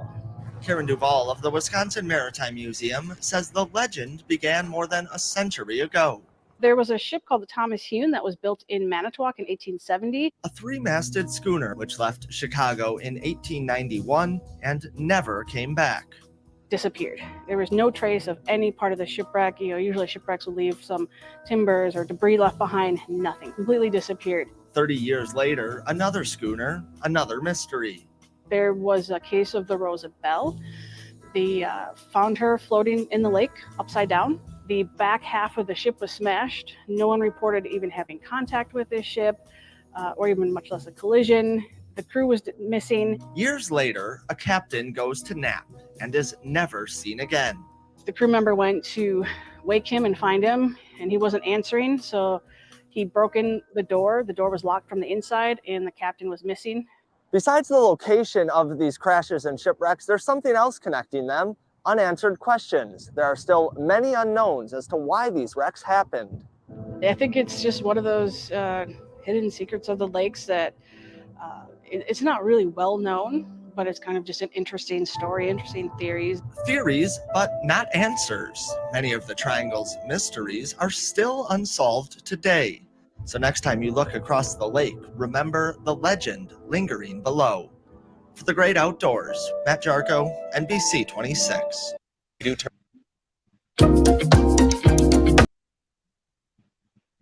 Wow. So I'll put in more of that. All right, so look, a lot of that I chalk up that old time, maritime shit, like, ships fucking crash or whatever. But if you look as far as like even in the 50s, they were testing, or they were flying this like specialized jet over the spot of the triangle, and had full contact when they were flying over this open spot. And when they were going across this diagonal from Ludwig from Benton Harbor, which is closest to us, it's about 45 minutes to an hour from us or whatever. When they left from Benton Harbor and went up to Ludwig to make this other loop around, they started having communication controls or whatever. So this is after flying for a while, you know what I'm saying? Everything was great. And then they disappeared. They never found this fucking jet. They never found parts of this jet anywhere when these people crashed. And that was the 50s or whatever. So that, that was something else. But then I know last time we had Humble Among, we were talking missing 411 stuff, right? Yeah. So a story that comes off of this, and this is in the Benton Harbor area. There was back in 1978, there was a student named like Stephen Kubak here, and he went out to do like cross country skiing, where it's snowing out there, you take your skis, you go down these trails or whatever. And when they ended up they found a trail that led up to Lake Michigan and was just gone. They assumed that he went and crashed through the lake and drowned or whatever. So after a while, they just stopped searching for him. You know what I'm saying? Then 15 months later, in like May of the following year, he shows up at his father's house, and it was like over 1,000 miles away. He showed up in New Mexico, had no recollection of it, had a bag with him, and had maps from all these other spots, and clothes that he had never wore, had, a new haircut. But when they examined him at the hospital, they found a scar on his head that he had never had before. Had no idea. And he said that he woke up in a field. It was a field, and actually, I thought they said the field was somewhere else, but I don't know. Okay. All right. No, he lived in New Mexico. I don't know. I might have my facts messed up, but I thought that there was some correlation where, his family was like from central Illinois. He was in Michigan, and then he was found in Albuquerque, Mexico. 15 months later, he was wandering the streets, had just gotten a haircut. And when he was getting a haircut, someone had like, hey, I think this was this guy. And this was back in the 70s. So, you had to like make phone calls or go back home and maybe look through the newspaper or some shit. And someone called, and they were able to find this guy, and he had no recollection of where he was over this time. And they just assumed that maybe, but then after going on, and he kept the story, never changed his whole life, but he would always like kind of joke around, maybe I was abducted by aliens or something, because he just disappeared, you know what I'm saying? And they assumed, everyone who looked for him just assumed that he went into the lake. And that happened right in the area that would be part of this Lake Michigan Triangle. That's wild. So he had like no memory of. So he just remembered waking up in the field. That was it. Yeah, woke up in that field and was walking around trying to get some help or whatever. That's weird. I wonder if he had a head injury. The scar makes me think he had a head injury. Yeah, that's the thing. Maybe he was out there, he had hurt himself, but then still to disappear for 15 months. And I get it. It was an amazing story. Whatever. Yeah, it's pretty wild. He remembered his identity and everything. He knew who he was and shit, or no? Yeah, he knew who he was and all that once he was, when he was in Albuquerque. I mean, I apologize for not having all the facts right now, but I know that was like the details to it. And then, had like in the backpack that he had, it had like maps and stuff of places, but he doesn't, he didn't remember being at any of those spots. Nobody's seen him at any of those spots. So. And it's again, it was like it's not like now where there's a fucking camera everywhere. So he could have been lying, but all the way up until his death in 2010, he never changed the story. It never was like, hey, fuck it, I lied. I had a double life, and disappeared for 15 months. So that's wild. I think that's right.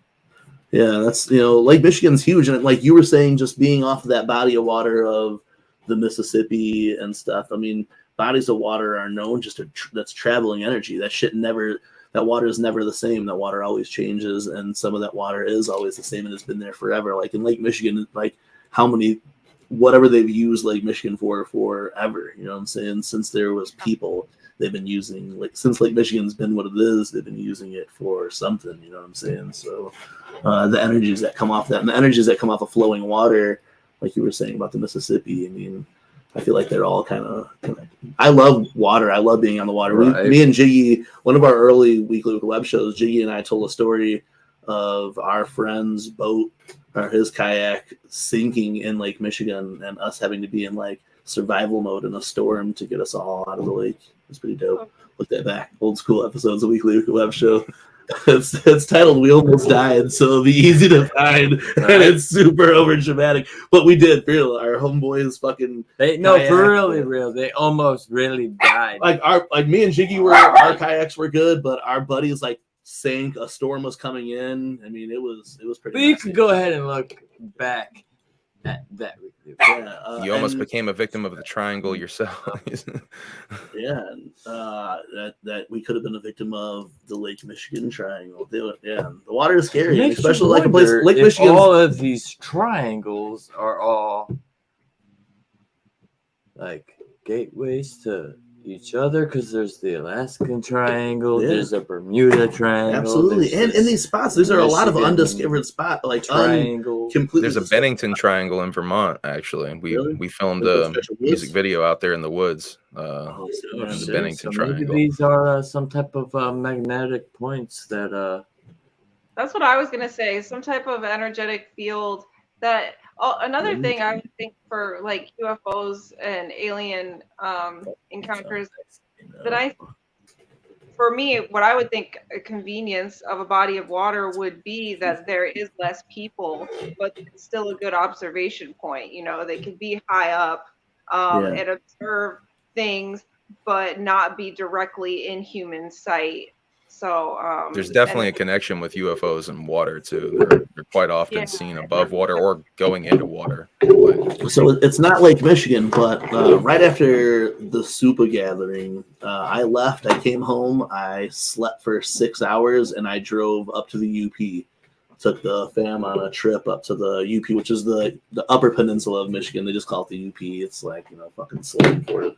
It's so when Michigan goes up this way, it like the islands above Michigan, up above the mitten, are the upper peninsula of Michigan, and there's a bunch of little spots up there. And we stayed up there in a town called Christmas. And one night we were sitting on the back porch, and it was like another one of the clear nights because a lot of storms had came in there. And we kept saying the gales of November come early because that's what the Edmund Fitzgerald, it's a ship that sank out there in that same area or whatever. But we were sitting out on the porch, and we had noticed the star pattern that wasn't there. And Michelle, she's like, for sure that star wasn't in that spot that it is. Like this whole weekend, it hasn't been there or whatever. And we're like, no, maybe we just couldn't see it because there was like a casino right up the way, and it was like maybe it was just like light pollution was fucking it up. Maybe we just didn't see it. She's like, no, I'm for sure. We've been out here every night, you know. As we're saying, the shit starts to slowly cut across the sky, head towards the lake, and go into the fucking sky. You saw some shit. You definitely saw some shit. Yeah, that was like, man, yo, that shit had me so like worried I went and swept the house to make sure there was no signs, aliens creeping behind the door and some shit. I was like, yo, like our son had came out there like I think like right as it was happening. So like, you know, we were smelling a little bit, but he wasn't. So he was able to be like, no, like that was definitely something, you know, like it was like it heard us talking about it, and Kate like and just slowly started moving. We were like literally like there was a stretch of woods. And then Lake Superior right behind where we were staying at. And it went like over the lake. And then just like, you just see just get farther and farther. Like the light got smaller and smaller. So it just like it went in another direction. It was fucking so I've crazy. seen like tons of ones like that. Not ones that like specifically shot off that quick, but like stars that I'm like, man, that star is definitely moving type of shit. Yeah. But you always have to like wonder, is it like perception, like if you're walking and it seems like a star is moving, like maybe I had a couple too many to drink type of things or whatever. But my craziest, like the one sighting I had that I know is like a UFO sighting is I had a daytime sighting. I was walking from my dad's house to my house, which is like, you know, a 10-minute walk in my town. And I'm just walking down the street and I see like a glint in the sky, and I think it's an airplane at first, but then I'm like, it's really fucking low. And then I look at it like closer and I don't see any wings, but it's like super low to the point where I can see it's like a metal like cylindrical tube, like it's a cigar shaped UFO basically. And it's going super slow across the sky, not like as fast as you would expect an airplane that's that low to be going, you know what I mean? It's like going kind of fucking creepily slow across the sky, and it's weird. Like and there's another dude across the street walking the other way, right? And I look over and he's looking up at it too. And we both are just kind of like look at each other for a second. I'm like, that's fucking weird, right? And I'm like, yeah. And I have my cell phone in my pocket. I know I have my cell phone in my pocket. Yeah. And I don't take that shit out Pull it for out whatever at all, reason. I don't know why. I still think about that. I don't know why the fuck. Man, and I think thought the about same it. thing. See, like, what you were saying is that when we were sitting there, we had our phones. We were taking pictures of everything. We were out in a spot we hadn't been before. And what's crazy is I remember thinking I got my phone in my pocket, and then, like, for whatever reason, I didn't pull that shit out. That still fucks with me. I don't know why. And it's weird because when people so talk fucking about weird. I sat, and you know what? I didn't even stay there and watch it the whole time. I just kept walking.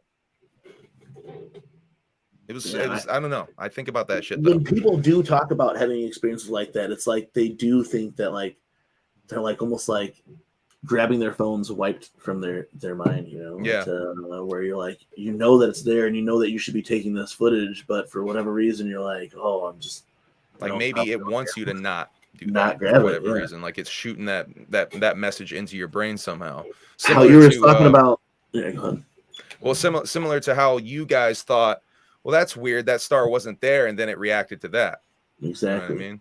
Yeah, and that's how it's almost like it's a psychic link thing going on. And when you were saying how you would saw someone else seeing that, like with you, what's wild is that, like, not too like about a couple months ago when the Shaggy and the Creep show was still a thing before just the Shaggy show. Shaggy was telling a story about how he was taking his kid out trick or treating and saw something very similar to what we saw, and his like whoever he was like the house that his kids were going to, he like an old lady. Did you just see that? And he said he basically saw something very similar, kind of to what I was actually going to bring that up and say it sounds like Shaggy's UFO sighting. And it was weird. Like when we saw that, we're like, holy shit, he saw the same thing. Like, and Shaggy lives in like, you know, in a wooded area of Michigan, but he wasn't in the same area as us, but he was near Lake Michigan though. He lives really close in that area that he was at that time was in this area that's pretty close to, you know, a spot of the lake and or some body of water. I don't want to say specifically because I don't really fucking know, but so I think that, like, you know, going back to the bodies of water thing, I feel like that is a spot, because we don't know what's in the oceans. We've explored as far as into space, farther than we've explored into the oceans. So I feel like before we. And if you're coming to this country, not to cut you off, I'm sorry. Not if you're coming to this planet, you're coming for the water. You're coming for what? It's also a way to think about it. Like, what's a really easy way to landmark the planet? Like, if you're really super high in the air and be like, well, let's go over. Oh, maybe this body of water. This water. You know what I mean? You can see these. It's like literally like landmarks. They follow this river to get. If you're actually traversing through the sky. That might be a way that they mark that stuff out. But there's also the idea that they might live down there. They might live in the water. They might actually be here. Where they're staying in the water. Jiggy Fresh in the green room. I'm going to bring Jiggy Fresh in right now to join the conversation. Oh, yeah. What's up, my guy? What's up, man? What up, though? Oh, yeah, look, he's got it dark where he's that too strange, dark, and mysterious. We'll be live with Jiggy Fresh from the new studio tomorrow night for our 10 favorite tracks from Ouija Mac with Mikey Sears of Speak You Cloud. So you guys tune into that shit. Shouts out Speaky Clout, Mikey Sears. Yeah, shout out Mikey Sears, dog. Jiggy, I know you've been watching the Strange, Dark, and Mysterious from the back, and it almost looks like there's a cross behind Jiggy, but it's that TV mount, doesn't it? If you sit in the middle of that shit, it looks like the cross and shit. It's like an altar. Hell yeah. Hey, look, look, Matt Murderous was rocking the Let Us Eat shirt. If you guys, we dropped that last Holy Thursday, so that was our last supper meal shirt right there. When I have Jiggy here, I want to talk about something real quick, going back to my first story, and then I'm going to tell a second part, but Jiggy needs to be here for the third part or whatever. I appreciate you guys talking about aliens, and I think we have some more alien shit to immediately talk after this, and I know Matt wants to talk some too, and so does Humble Among. A plethora of things to talk about. Oh yeah. So Jiggy Fresh, I told the story of when everyone went into the house that first time and they heard the banging. Were you there that night? Yeah. When you felt it under your feet? Yeah, I didn't go into the house. Did you go into the house that night? Yeah. Tell the story. PJ went out the window? Tell the story, please. I gotta hear this. Now tell it from Jiggy's perspective. So I told from my perspective, and Jiggy I wasn't scared. I was just hanging across the street with Kyle watching with the binoculars. It's not because I wasn't scared. I wasn't scared. I wasn't totally scared. Not scared. Right? He wasn't scared. He wasn't scared. Our homie had it was the night vision thing, ain't it? The little video. Yeah, these night vision little binocular shits. They were like, they weren't like army night vision binoculars. Look, I have to reiterate on this shit that when we were kids, we hung out outside all the fucking time in the woods, in the fields, and all that shit, and we would pretend to be army type shit. You know what I'm saying? Reconnaissance type shit. So anytime we had cool little fucking gadgets like this, I'm like, yo, dog, check it out. I got night vision type beat. You know what I'm saying? Yeah. So our boy Kyle had these night vision. Go ahead, Jiggy. You know what I'm saying? So I don't know I don't remember who was all there. I know there was a lot of us there. Shout out, everybody. So anyway, we go into this house. Did you tell him about the house and just keep going. Just go. You go. So your perspective. Where were you at during this time? The story has it that died in this house, froze to the floor, and had no family, whatever. Don't know how true that story is, but going into the house, you could only get in through the back door. There was only one door, in the back, and there's a little sunroom to the side, and all this other shit. So when you go in this back door, though, there's a spot on the floor that was always there, and it was dried up something. And people were like, "Oh, that's where the guy died. That's where he was stuck to the floor." But nobody knows, you know what I'm saying? I don't think it was flesh or anything, but anyway, we used to go in this house all the time and fuck around, smoke, whatever. Excuse me, guys, but I just got over a cold too. So, so anyway, we're in this house fucking around. We always did, and so in that house, it's a weird vibe when you walk in. There was an abandoned house, graffiti, fucking window or walls broken, windows broken, whatever. But in the basement, it was a narrow stairway to go down to this basement. And there's one little room, and it was just an old washing machine and an old dryer. At this time, we didn't know any of this shit though, because we had not been down in the basement yet. So we didn't know no one ever went down there, so we didn't know. But investigation later on, it's a narrow stairway, a little maybe 8x10 room with a washer and dryer, and then the crawl space underneath the house, and another narrow hallway that's about as wide as a door. it just led to the end of the like nothing. It's just a hallway to. So you the could get end of- behind like where the water heater was, Yeah, and where shit where like the that. water heater was. So you could get behind that. That's where we were all. That shit like Away. later on. Every time that we would go down there after that, that was like the scary spots. We're like, well, if someone's down there, they could be hiding behind that spot where that fucking water Yeah, heater's at. You know what I'm saying? So, during this time, shut out from flashlights. Bobby and Kyle are outside with the binoculars and shit, and we were in there messing around, and all of a sudden you kind of heard like a thumping, like boom, boom, boom. We're like, what the fuck is that? And we all thought someone, like we were messing around with each other. So we're like, oh man, stop, And everybody's like, no, that's not me, that's not me, that's not me. So we all kind of like gathered for a second, like, all right, just stop. Nobody move. And you kind of heard it. Boom, boom, boom. And all of a sudden, there was a big boom. It was a boom. And you felt it under your feet. We felt it. Everybody ran separate ways. It sounded like someone threw like a pair of shoes or something in the dryer. It was just doom, doom, doom, doom, doom, like it was going around. But then that big boom hit, and you felt it, like you felt it on the ground under your feet. And we all, and my buddy Pete, our boy PJ, there's a big picture window. It's probably like one of the only windows in the house that hadn't been broken. It's a big, like picture window, front room, living room window. And he went to go jump out of it, and it didn't shatter, but the whole pane fell out. Just the whole thing fell out, boom. And I don't even think it broke when it hit the floor. Like he just felt like we scattered, and everybody's like, we just ran out the house. It was like the weirdest, scariest shit ever. But yeah, that's what I remember of it.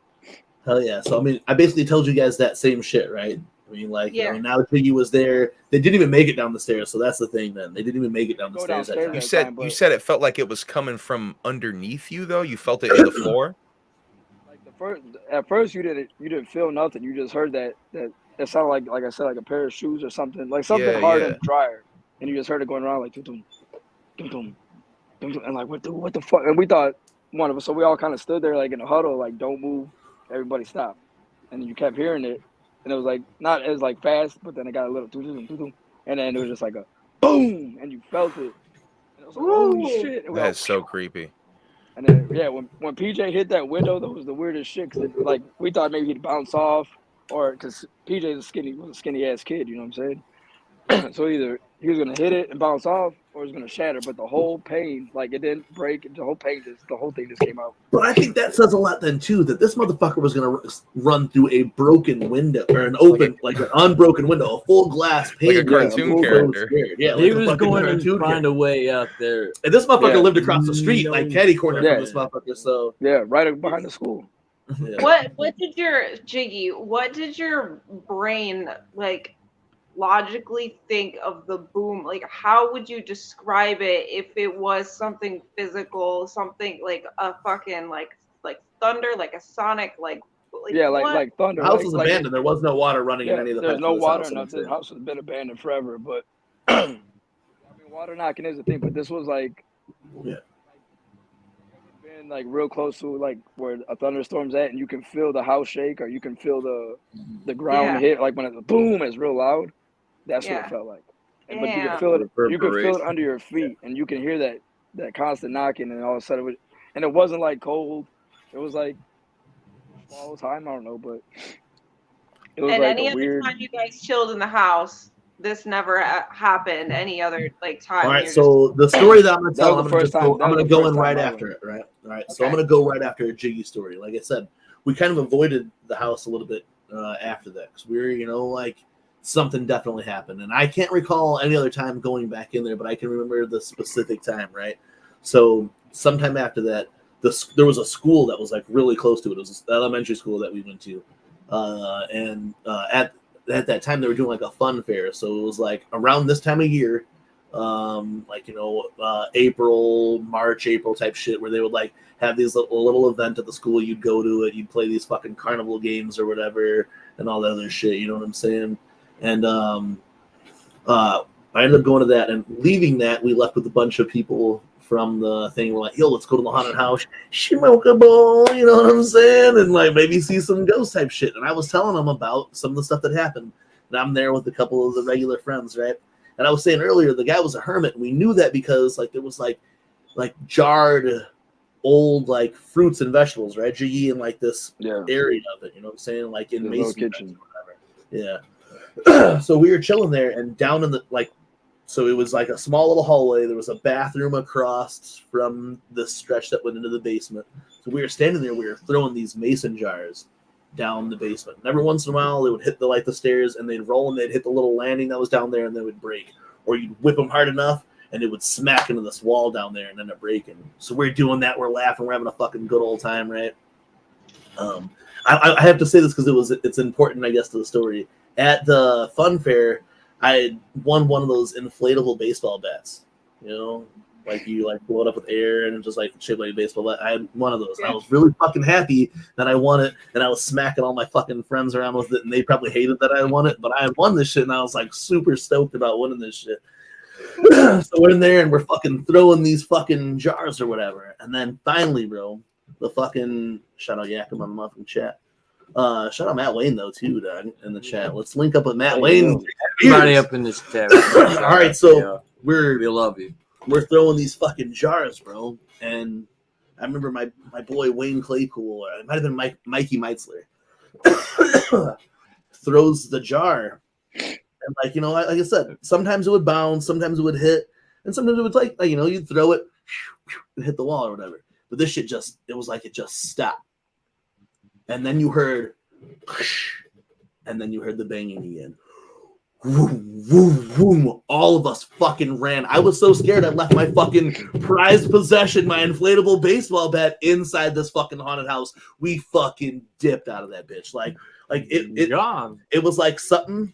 And like, Doug, and like, you know, we go back to the homeless thing. I was going to ask this. All right, first of all, these are two different random times. If there was homeless people inside there, they were fucking vampires. You know what I'm saying? First of all, you know what I'm saying? But it's pitch black in this fucking basement. You know what I'm saying? Like, even where we're at, there wouldn't have been where the foyer's at in this basement, there wouldn't have been enough light for you to be down there. You'd have been fucking Mike Piazza. You know what I'm saying? You'd have to be fucking like a full on catcher to be sitting in the dark to catch this fucking mason jar and then throw it to the ground.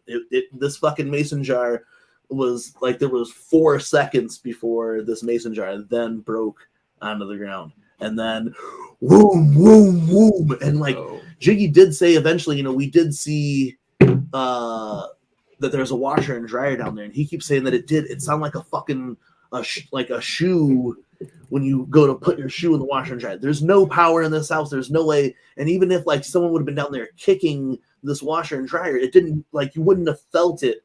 The basement's also fucking full on concrete too, so it wasn't like a, you know, like it wouldn't have shook the house that it did. We got scared as fuck. It's broad daylight this time then too, and we fucking screwed out of the house. I'm like, we get halfway fucking through, and I'm like, man, I left my fucking baseball bat thing in there, and I was too pussy. I mean, I wasn't scared. I just didn't want to go back alone. So do you think you pissed it off by throwing the jar? So this story is going to go in a little bit deeper, and I'm not going to tell the rest until stick around to the end, the conclusion of the story. But in this time, man, yeah, I've definitely had my Mr. Ball and shit tonight. You guys like it, you know what I'm saying? In like, you know, in this time we hung out in this spot. You know, we this was our hangout. You know what I'm saying? Like, we would hang out, you know, we hung out in a sheds in someone's backyard, or we hung out in the abandoned house at certain times, you know, like we hung out where there wasn't people there because, you know, we were juggalos trying to smoke a bowl, you know, so we didn't want to just hang out where everyone was. And this place ended up like what was our hangout. And I feel like for a while, it was almost like whatever was living there gave me and our homies a pass, because we came in there and we ended up like, we like cleaned up the abandoned house. We, because we were always afraid that it was people sneaking up on us, we had took all the junk in the house. We even tore down the ceiling in the kitchen. The kitchen would have been the only way that someone could have like came around this spot. And like, if we were going this way, they would have been coming this way type thing. You know what I'm saying? So we cleaned up the house back to a spot. We put up stuff over the windows. At some point during that time, like someone came and condemned the house. They put like in that foyer area that Jiggy was talking about, this like sunroom, they had blocked off that door completely. They put like a railroad spike inside there. so that you couldn't open. So there was literally the one door that we were coming in through is because someone kicked open the top of it to be able to get back in. But almost every other spot now was covered, and we were getting a little bit older. Hey, that railroad spike is going to come back into a different into the story. All of that is going to come back into the railroad spike. Just remember the railroad spike by that door in the sunroom, because 100%. Yeah. Very important. And in that time, man, we'll come back and we'll tell the rest of the story. And me and Jiggy Fresh were at the spot, and like, I'm not gonna say, "Ooh, it changed my life," but after this occasion, I was like, "Yo, we saw a ghost." And like what you guys were talking about earlier about it following you home, me and Jiggy and the homie that was there with us, we didn't talk about this because we thought that same shit. And as when I tell the story later, it was almost like a whole week before me and Jiggy talked about it together. We'll go on later. You guys, hell yeah! Shout out to the Juggalo show tonight. They got a bunch of dope guests coming through as always. Make sure you guys check them out. Bounce between like Relica, Truma, fucking warrior out there watching both and shit like a true G glove. This is, again, man. Before we get into anything else, if it's your first time, do some like take the like home. Take the like button home on a date, then don't call it or some shit that Mr. Ballin would say. You feel me? Whatever that means. But subscribe to the channel while you're here. Shit. Hell yeah. Hell yeah. But yeah, man. Back into your guys' tales of the strange, dark, and mysterious. Humble Among. I know you had talked about it. A phenomenon that had piqued your interest.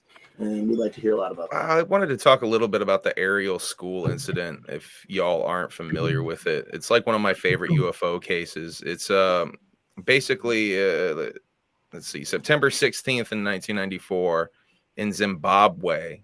69 students at this place called the aerial school between the ages of 6 and 12 saw a UFO land during recess, while all the teachers in the building were having a meeting. So literally no one but children saw this. And this is after, I guess, a series of UFO sightings have been happening over South America or South Africa, over Zimbabwe specifically. And this thing landed in the next to the schoolyard. A being comes out. A lot of the kids get scared and run away, but the ones that stayed and looked at it in the eyes, a lot of them were given a message that we were fucking up the planet and that we need to do better. And a lot of them like still carry that message. There's a really great documentary called Aerial Phenomenon that I'm gonna run the trailer for that. Yeah, run that shit. That's a great way because you can see some of the kids, you can see them some of what story. To go off of what you're saying, like they were interviewed shortly after from a Harvard professor. A Harvard professor came and interviewed them, and that's what the footage from the documentary is his cameraman who filmed some of the interviews. I think like only like a couple of days after, because he wanted to get out there like right after it happened. And these kids, they basically, even the kids who ran away, which was, there were 69 or 60 plus kids out there. Yeah. Even the kids that ran away all had the same story. The ones who stayed generally they made them all draw pictures of what they saw. There's some deviations between the stories, but I'm glad I got Jiggy here though right now. To Jiggy, you got some kids, so you could go on this. You wouldn't think that, especially your little kids, you'd be able to get them together and all keep the same story, right? I mean, hell no. One would eventually trip up due to overactive imagination. Yeah, would over imagine it or something, or tell on the other that it wasn't the truth, right? Yeah, definitely, bro. They try to rat each other out and be like, "That's I'm not gonna run this trailer, and it's gonna go a little bit more detail. Look for the part where the kids are talking about the message, though, that the alien. Yeah, I think this is just a trailer of this of that documentary or whatever. I definitely suggest you guys watching it. We'll talk more about this. This is one that when Zordak hit me up and he was like, "Yo, I want to talk about this." I was like, "Yo, like that's one of my fucking favorite things. Like this is like one of the most compelling UFO phenomenon out there." You know what I'm saying? Because like I said, it's really hard. This is a thing in UFO lore. This is to a say thing. the same thing. Yeah, and this is one of the ones, man. I'm gonna play this video. You guys can fucking bootleg the fuck out of this documentary somewhere. You know what I'm saying? But check the I'm trailer sure out. there's ways. Torrent. It'll explain a little bit. Yeah, torrent the shit. It'll explain a little bit more that we didn't explain here. But man, I'm glad you brought this one up, man. So we're not. I love this. I love this story. Hell yeah. I love this job. Hundreds of people today phoned the ZBC saying they sighted an unidentified flying object. Was a bright radiant light. I've never seen anything like it in my life. It was the absence of noise I didn't like. People from all over Zimbabwe were phoning the BBC to say, we've seen something weird. There were three of us that saw it. It's myself, the co-pilot, and the pilot in the other aircraft. No wings, no nothing. Shiny over thing. Ariel School, 19th September 94. Could you tell me what you saw on Friday? The silver thing in amongst this clump of trees. We saw this black figure running. His face was like this, and his eyes were down here. I just thought it was some kind of alien from a different planet. When you looked at those children, they were absolutely credible. And whereabouts was it? In the trees over there. There was a big group of kids pointing and making a noise and shouting and screaming. The panic spread. Am I safe or am I not safe? And he's a Harvard psychiatrist. Meet Dr. John Mack, a believer in aliens from outer space. We came away convinced that an extraordinary event occurred here. I think they want people to know that we're actually making harm on this world. How did that get communicated to you? It came through my head. Somehow there was a message about pollution from the way he was staring? Yes. Oh, I was just a hard-ass journalist. I could handle war zones, but I could not handle this UFO thing. I mean, I never felt this could derail my career. The dean wanted to know, what is he doing? Angels, yes. Extraterrestrials, no. John is lost at this time. This journey is literally to pick up the pieces and put them back together. Oh my gosh. I was right on the log when it actually happened. We are the ones who drew those funny pictures. It's fucking crazy. That's the crazy. This is the craziest part here. Then they ended up getting back with these people as adults. This again. That's how I usually kept it quiet. People think you're crazy. My husband doesn't even know about it. You feel so alone in society. Why is it that we tend to want to shrink this powerful phenomenon to our notions of reality rather than being able to stretch ourselves to expand what we know and to admit that we don't know? Would you like to see him again? Yes. And if you saw him again, what would you do? I'll ask him some questions. What would you like to ask him? I'll ask him what is he doing on Earth and what does he want with us.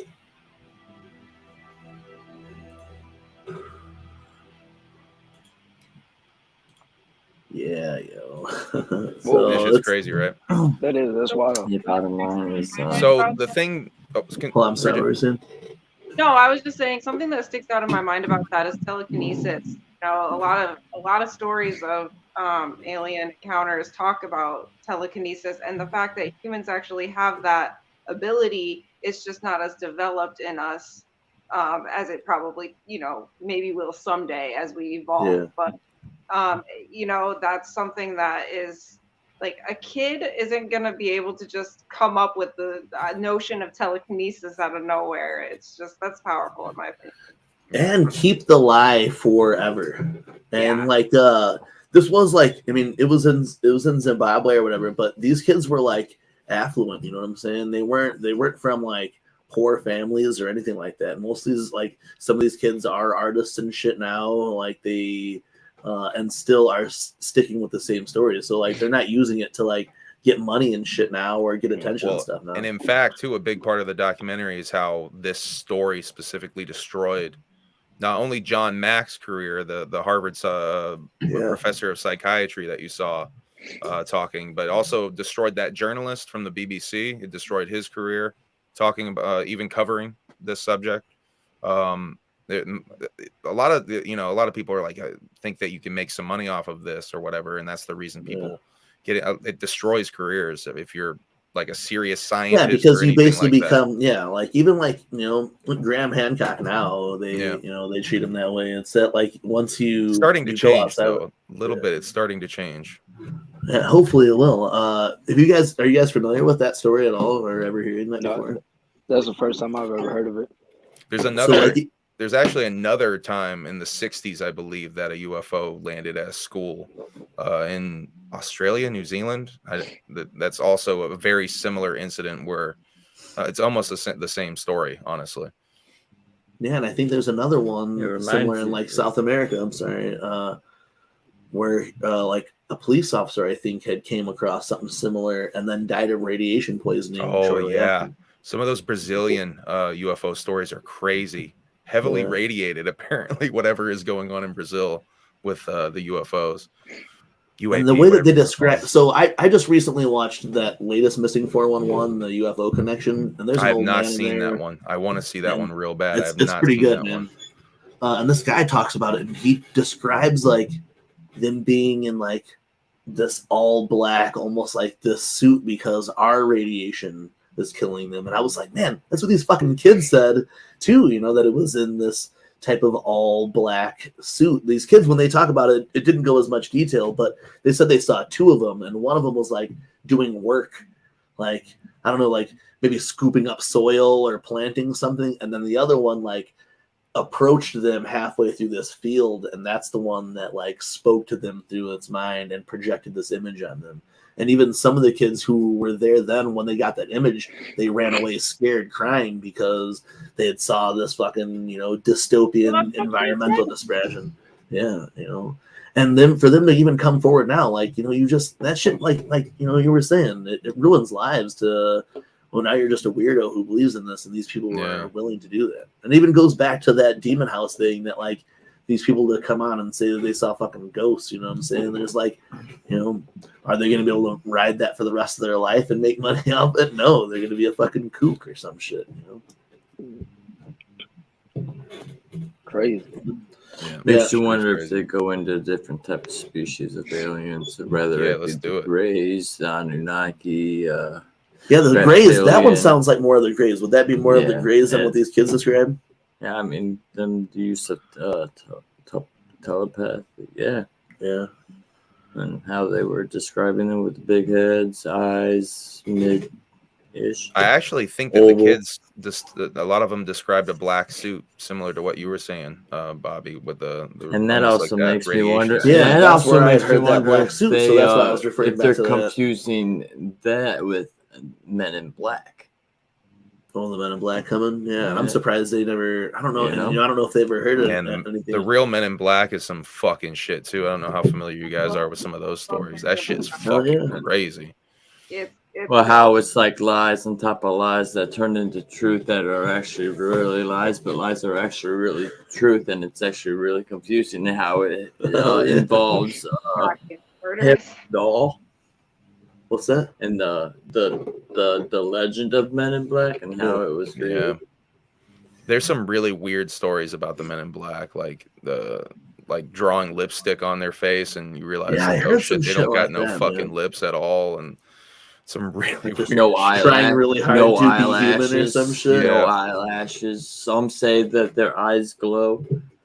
And see, did you guys watch the X-Files growing up? Were you X-Files fans? Hell yeah, that's big. Oddly enough, no. You would think I would love that shit. So the thing about the X-Files when I was a kid, because of my mom for sure.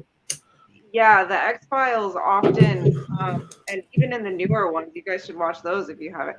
But they would get really close to some things, and there was a standoff. I don't remember which documentary I was watching, but there was a standoff between the FBI and the X-Files because the FBI wanted to come to them about a certain episode that they had aired, and the directors said, well, which episode? And they wouldn't tell them which episode.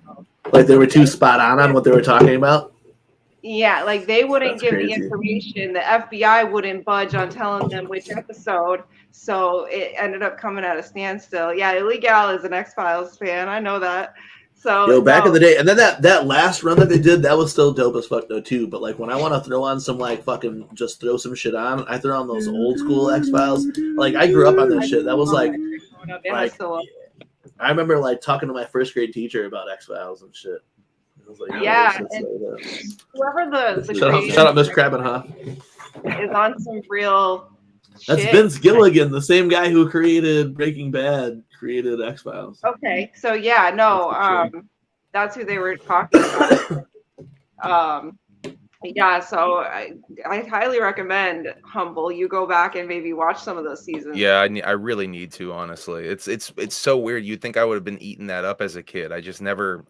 You know what I think it was? We didn't have Fox in my weird part of South Carolina when I was a kid. Shit. We didn't get it till mad late. So I think Yo, that's the main Relic reason I just didn't hit it on consume the head though, dude. Unsolved Mysteries had the scariest music ever. That was good shit. Even watching Unsolved Mysteries. I don't now know, scares man. me. I'm pretty partial to old school. Are You Afraid of the Dark? That shit was I kind used of to pretty. sit there and like if spooky. I was watching like Unsolved Mysteries at night, bro, like I like go to the bathroom or something, like all the lights come on. You know, like you ever seen that video where like you're running through the crib? What happens when you shut off all the lights and the guy's chasing you? That's what I felt like watching Unsolved Mysteries. Dog. That's how it was for. That's how it was for the old Tales from the Crypt shit. When it first started, oh bro, I would like. When I was 4, I can't believe it. Hey, no, Tales from the Crypt was dope, but Unsolved Mysteries had me fucked up. Unsolved Mysteries now still fucks me up. Y'all ever fuck with a show called Sightings back in the day? Yeah. Sightings was my remember it. shit. I That's a love good one. Sightings. See, and I think just like, as it goes on then too, and just like as you experience things, you definitely do see these sightings. And now like our government is coming out more and more about seeing things or things being out there and shit. It's pretty wild. I sent that Pentagon releasing a UFO file. Yeah. To email. You sent it to the email? Hell yeah, I'll run that shit. That's some complicated shit. This whole Pentagon thing and what's real and what's fake with that is a whole thing. I feel like there's a lot of stuff being done very much for public consumption only, and I don't know. It's very weird what's going on right now. Oh yeah. It's like them wanting to release stuff but not giving you everything and giving you only certain things for certain reasons. It's very because they have to be using that for certain reasons. Running these fucking these spy balloons or whatever have been running for fucking that shit decades is so or weird. I whatever, still don't know what to think about all that spy. Here we shot down a spy balloon. Here's the picture of the balloon, everybody. And then we're going to shoot down all these other things, and we're not going to show you shit about them and not going to talk about it anymore. Yeah, that shit's so so they're weird. like, so they used that spy balloon as the cover and then shot down some other shit that was hovering over or whatever. Yeah. Weird.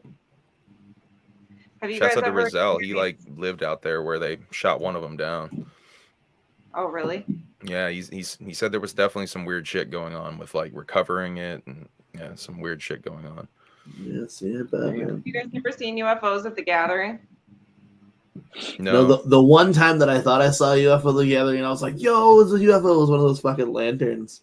Oh yeah, that is. And I was like, "Oh damn, bro!" Like, Object identified. Damn it. I'm running out there like, "Yo, there's a UFO! Remember that shit? Do you remember that shit?" I do. I'm like, "Yo, there's a UFO!" It was that Hog Rock or whatever. I'm like, "Yo, look, we fucking good out there." And I'm like, "Oh shit, that's one of those fucking lantern motherfuckers." I was so pissed. So I have seen aliens at the Gathering since 2010.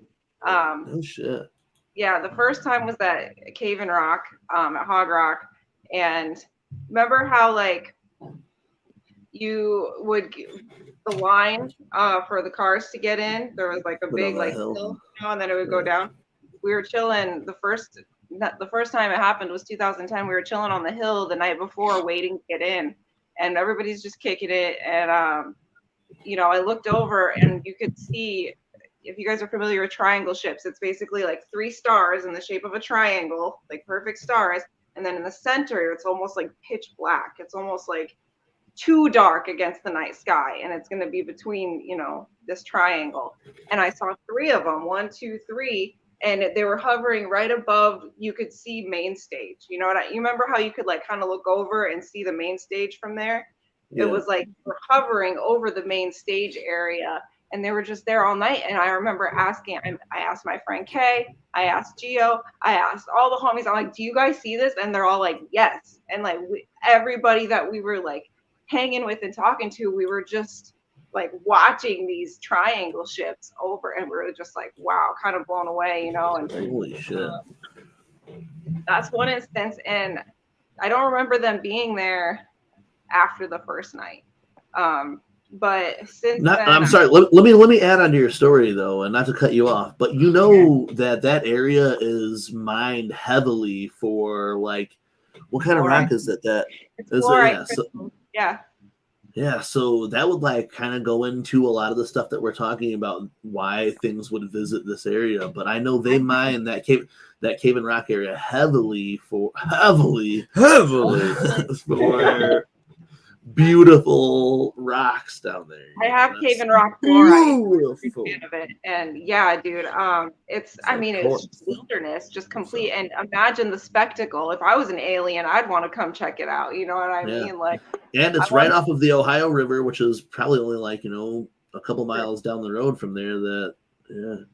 Yeah, I remember. Well, it was because main stage is on the river. Yeah, main stage is on the river. I clearly remember swinging off that rope swing into the friggin' river. Yeah, that's where they shot. Like they wanted to do, like, you know, the Juggalo Island, everyone going in the water thing. But that's where also that guy drowned in the water to go take a piss.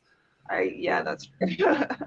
And I was scared. I was scared of that shit, of that happening to me. And I was like, man, hey, just don't let me go slide down that hill when I go to take a pee here at the gathering.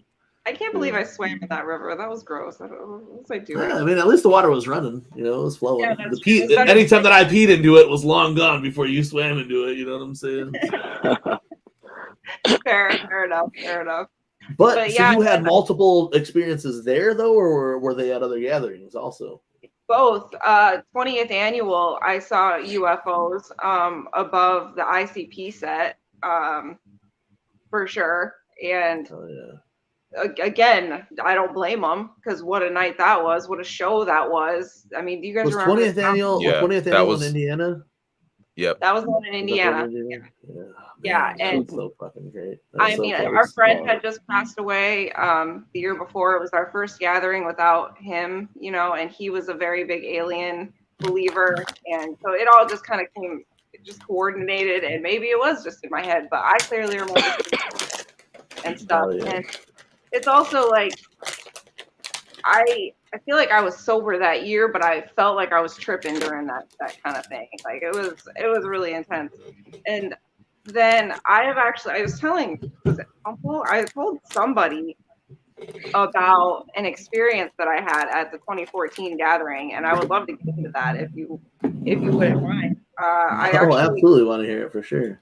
Yeah, so I had a pretty intense experience with what I believed to be some type of extraterrestrial that I channeled and spoke with when I was on some drugs. So I was chilling at camp, and I had taken some really good LSD that night. It was very pure, very good shit. And like I'm not one that I do that stuff all the time. It's very like special occasion kind of thing for me. I'm sensitive. I don't do much. I'll do like half a hit, right? But half a hit of some like really good shit. Hey, we're all friends here, you know what I'm saying? You don't got a cap for us, you know what I'm saying? I'm just trying to keep give you guys exactly the picture, because I just want to be clear. You know, it was a little hit of some really good shit. And then I also was sitting at camp, and I did a dab. And when I did the dab, I probably looked like I fell asleep, but I fell into this like deep trance. It was almost like my brain like went down into a hole, and all of a sudden, like everything around me I could still see. It was like I was still there, but I wasn't, and my body was like tingling and vibrating, and like there was buzzing, like I could hear this buzzing, and all of a sudden this like it was like a voice, and it was in my head, and I felt very like tingly, and I just heard this voice, and it was giving me visions and talking to me about juggalos and about our little scene and about our community, and it was showing me basically, now this was 2014. You got to think Twisted had left 2 years ago. There was a lot of drama, speculation, egos, fucking just running amok, running wild. Everybody was choosing sides. There was just all kinds of craziness going on in 2014. That was also the first year at Legend Valley. So a lot going on. And I remember clearly being shown the need to eliminate all negativity from our hearts towards each other. And that the real ones basically will stay, and anybody who's not meant to be in the tribe will fall away. It showed me the very big importance of whooping. I know that seems strange, but like whooping, whoop, like that's like that gives out energy, that gives energy, that it's empowering.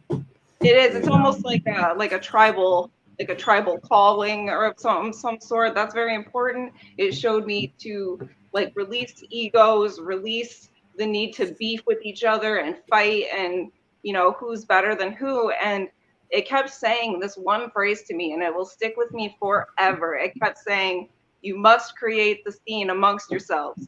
If you want this to continue, you must create the scene amongst yourselves."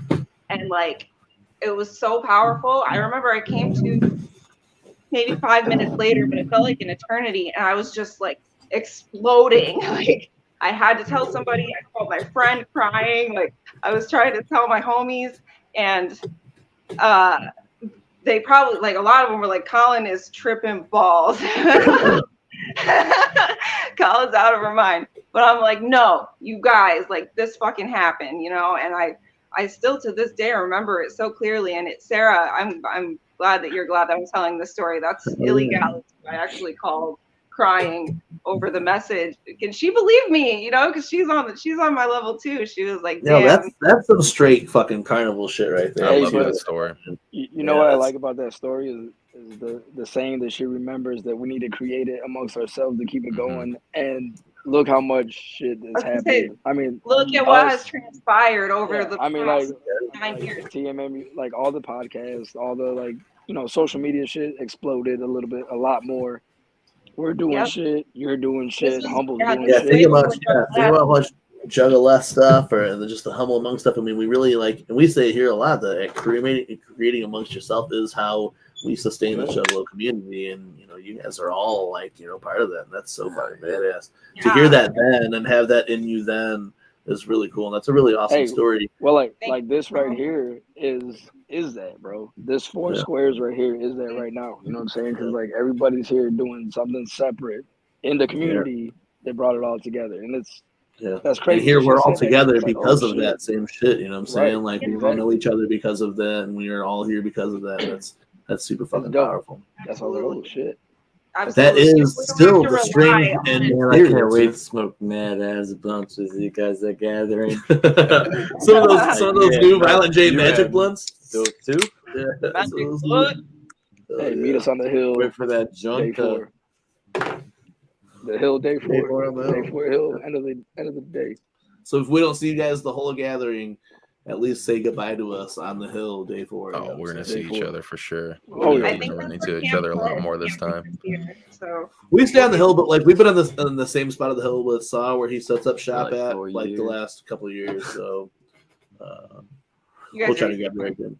They were pretty easy to find, you know what I'm saying? Man, that's, you know, I can't wait for that. And hopefully some new, I know they're doing an alien thing there. And I think that's really cool that there's like an alien gimmick running on a lot of stuff this year. Yes, I welcome it. I love that. Hey, they were perfect time like, to be we invite all beings to come. And I'm like, yes, aliens love the gathering. Bring them on. Hell yeah. That's so fresh, man. Like, and, you know, we're all aliens, you know what I'm saying? We're all and like I love Humble Among shit, you know, the alienated, like we are all the alienated, and that's what brought us all together. Yeah, man. You know what I'm saying? So bro, you got me. I feel like Juggalos feel like that. Yeah, and like where Jiggy's at, I'd be afraid of like fucking UFOs or Bigfoot or some shit coming through. Bigfoot out there, dog. Hey man, by the window.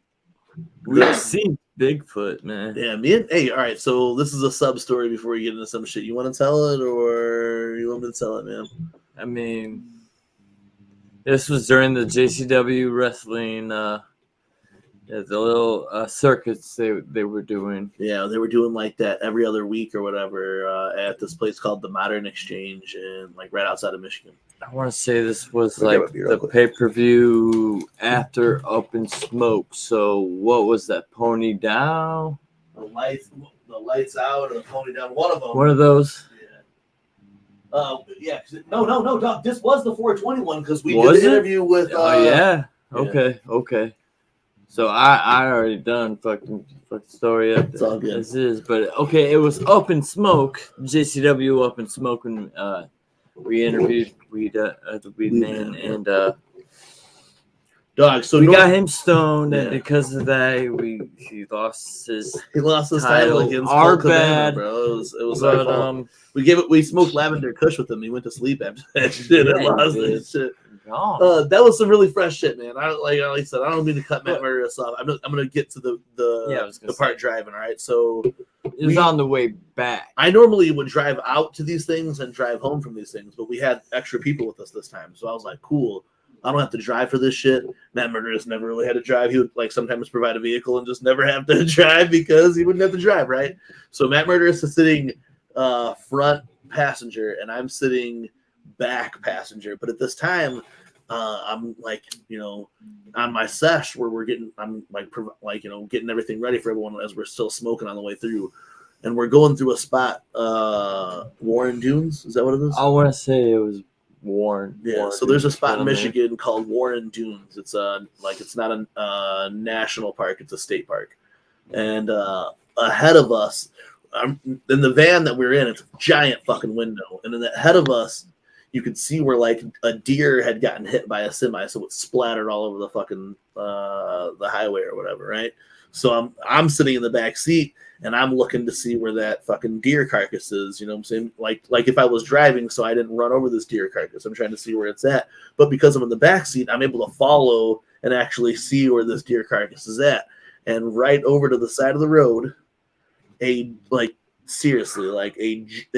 couldn't have been a person because if it was a person, there was no car within 10 fucking 20 miles. It could have been a gorilla. We don't have gorillas. There's no gorillas. It was a giant fucking thing was like picking up this deer carcass. And like he was like getting ready to like throw it over its shoulder or something and walk back into this fucking wooded area. When I had said something to somebody, they're like, "Oh, they send people out to pick up roadkill." I was like, it was like 3:30 in the morning, and there was no cars within 20 miles. This thing was like 10 feet tall. Yeah, it was like slouching over to pick up this fucking thing, and it was huge. And like the reason why we knew how big it was is because the headlights of the car were like shining on it, and like one of those like information signs that show you, next exit, take this. And here was this fucking figure fucking like moving it, like it was bending over, like picking up this fucking deer carcass as we were driving by. We're like, what the fuck? We're like, yo, pull over. And it was Jiggy's best friend who was driving. He will not be named. So y'all think that's a Bigfoot, right? Dog, definitely 100%. I feel like that's definitely what you saw. Yeah, that shit. We Say again, Brigid? I said, did it look like beastly, or like alien-y? Like, how did it look? Like, it looked like it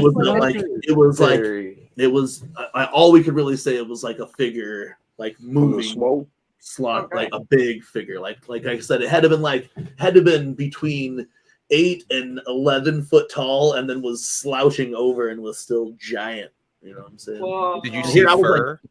Lifting up this big ass carcass of a fucking what used to be like a splattered you could tell deer. like a buck. Yeah, so really it was going so fast, and I was yelling at the driver like, "Yo, wait, you gotta pull over." Even Matt was like, "You gotta fucking pull over again." Yeah, man, you guys are just high, blah blah. I'm like, no, dude, we just we definitely saw something, Sasquatch. I saw Sasquatch. Midwest deer are huge. For anybody who doesn't know, Midwest deer aren't like the West Coast deer that look like little Labradors. No, Midwest deer are like solid, huge, massive fucking creatures that one of nobody these and love to commit suicide on one of my I-94. fucking Yeah, they do. destroy And you. I-65. Actually, speaking on like, if you're from the Midwest, you have such a high likelihood of hitting a deer. I would like say so. There's two people in this room. 1 and 2 have been in a deer-related accident. You know what I'm saying? I drove one time and a deer skated over my hood, but I didn't hit it. But Matt, on the way back from our first Clown Apocalypse, Matt was in a deer-related accident. Oh yeah, it's just fucking deer boofed my car. It took it right up. Yes. As soon as Jiggy gets back, I'm gonna tell the conclusion to the story. Hell yeah. Yo, that before shit, we do that Sasquatch story is fucking lit. That's a dope one. I definitely feel like you saw some shit because they are known to do stuff like that. Take not necessarily roadkill, but a deer like that's definitely like something that they would be looking for. And that deer had to have gotten hit within the last 20 minutes. Like he had to have been like stalking it. He like smelled it from the woods. He was probably hunting that motherfucker, heard it and dying that on the side of the road. And that motherfucker probably was chasing the motherfucker. Yeah. Oh, I didn't even think about that. And then waited for it to get hit as it crossed the road to fucking stop it and chase it out that way because they're fucking smart and cunning like that, man. Goddamn Bigfoot. But I really, my mom's huge into Bigfoot, and every time I go any like where up to the like Pikes Peak, they have a cool ass like Bigfoot area down in the Smokies. They got cool shit, but like really that night, like we definitely saw, and like Matt and I reacted at the same fucking time, like, "Whoa, what the fuck was this?" Like, and yelling at the driver, like to like pull. You need to pull the fuck over, man. Like, what were we gonna do? Run back there and see some Sasquatch and kill us or some shit? But like, real, we were like, "Yo," and real. And Matt Murderous and I had made that trip several times. Never saw anything like that again. But for sure, this was the like I drive like everywhere. You know what I'm saying? Like I have no problem driving or whatever. And that night I was like, cool. I don't have to drive. I'm sitting in the back seat. But I like still on my driving instinct, I had saw a deer carcass, and like if you see a deer carcass, there might be more deer, or there's still a mangled deer spot that your car could hit and fucking fuck your car up. And I watched, and you could just see like right over to the fucking side of the road. And seriously, man, this thing, like, it was moving. It wasn't just like our eyes playing tricks on us. This thing was like fucking moving over. I couldn't say if it was hairy. I couldn't say if it had scales or whatever. I was just more like, holy shit, there's something picking up that fucking deer right now. And it was big. And it was big. This humanoid thing, this thing that looks apparently humanoid. Yeah, and that's why, like, like I forgot, like, at least a couple people who I've told the story to, they're like, oh, well, they go, the highway people go pick up, I was like, yeah, but not at fucking 3 o'clock in the morning. Not in gully suits. Yeah, not at 3 o'clock in the morning. In 10 like foot Matt tall. said, that's if it was like you asked if we saw fur or whatever, if we saw anything, it would have been a guy in a gully suit or a guy in a ghillie suit. You know what I'm saying? Like that's what we would have. That's a big guy though. Yeah. But big. I'm telling you, like it was like moving over and it was gonna pick up. And then like if it was picking up roadkill, where was the truck? Where there was no truck. And like if you guys ever drive to Detroit and you guys pass through Indiana and you go up I-94, you'll pass Warren Dunes. When you pass through that like 10 to 20 mile stretch of this highway, it's like at least 10 miles or whatever. When you go through that, be like, dude, you're like, oh shit! Like you would have known if there was like they would have had fucking flashing lights on. You would have saw this shit because it's like dark. They don't have fucking street lights or anything in that spot. So, I don't know. And then you were that was a whole other story that I had no intention to tell on the Strange, Dark, and Mysterious. This would be an exquisite place for a Sasquatch to lie and duck out. What's that guy's name? Fucking the Squatch Hunters or whatever. What's that? Fucking Bobo. Bobo, yeah. Bobo. Yeah, Bobo would be like, Bobo would be with us right now. Bobo would be paying for us to go out there with him to re-show him where this shit was at because this is this is another one of the stories that I didn't even think to tell, like, demon house type shit. Did you tell the one about them chicks we met at the sledding hill? Were you there? Set that story up while I pee. This is another story of the haunted house from another perspective. No. Oh, yeah. It is the haunted house. We did take him there. Yeah. All right, but tell them before that, though, too. But what leads up to it? I got to run. Go ahead and go potty. No. Are they sexy? No, it wasn't. Yeah. It wasn't like it wasn't us, but no. So, Stagecoach Road. Matt Murderous, Stagecoach Road. I do.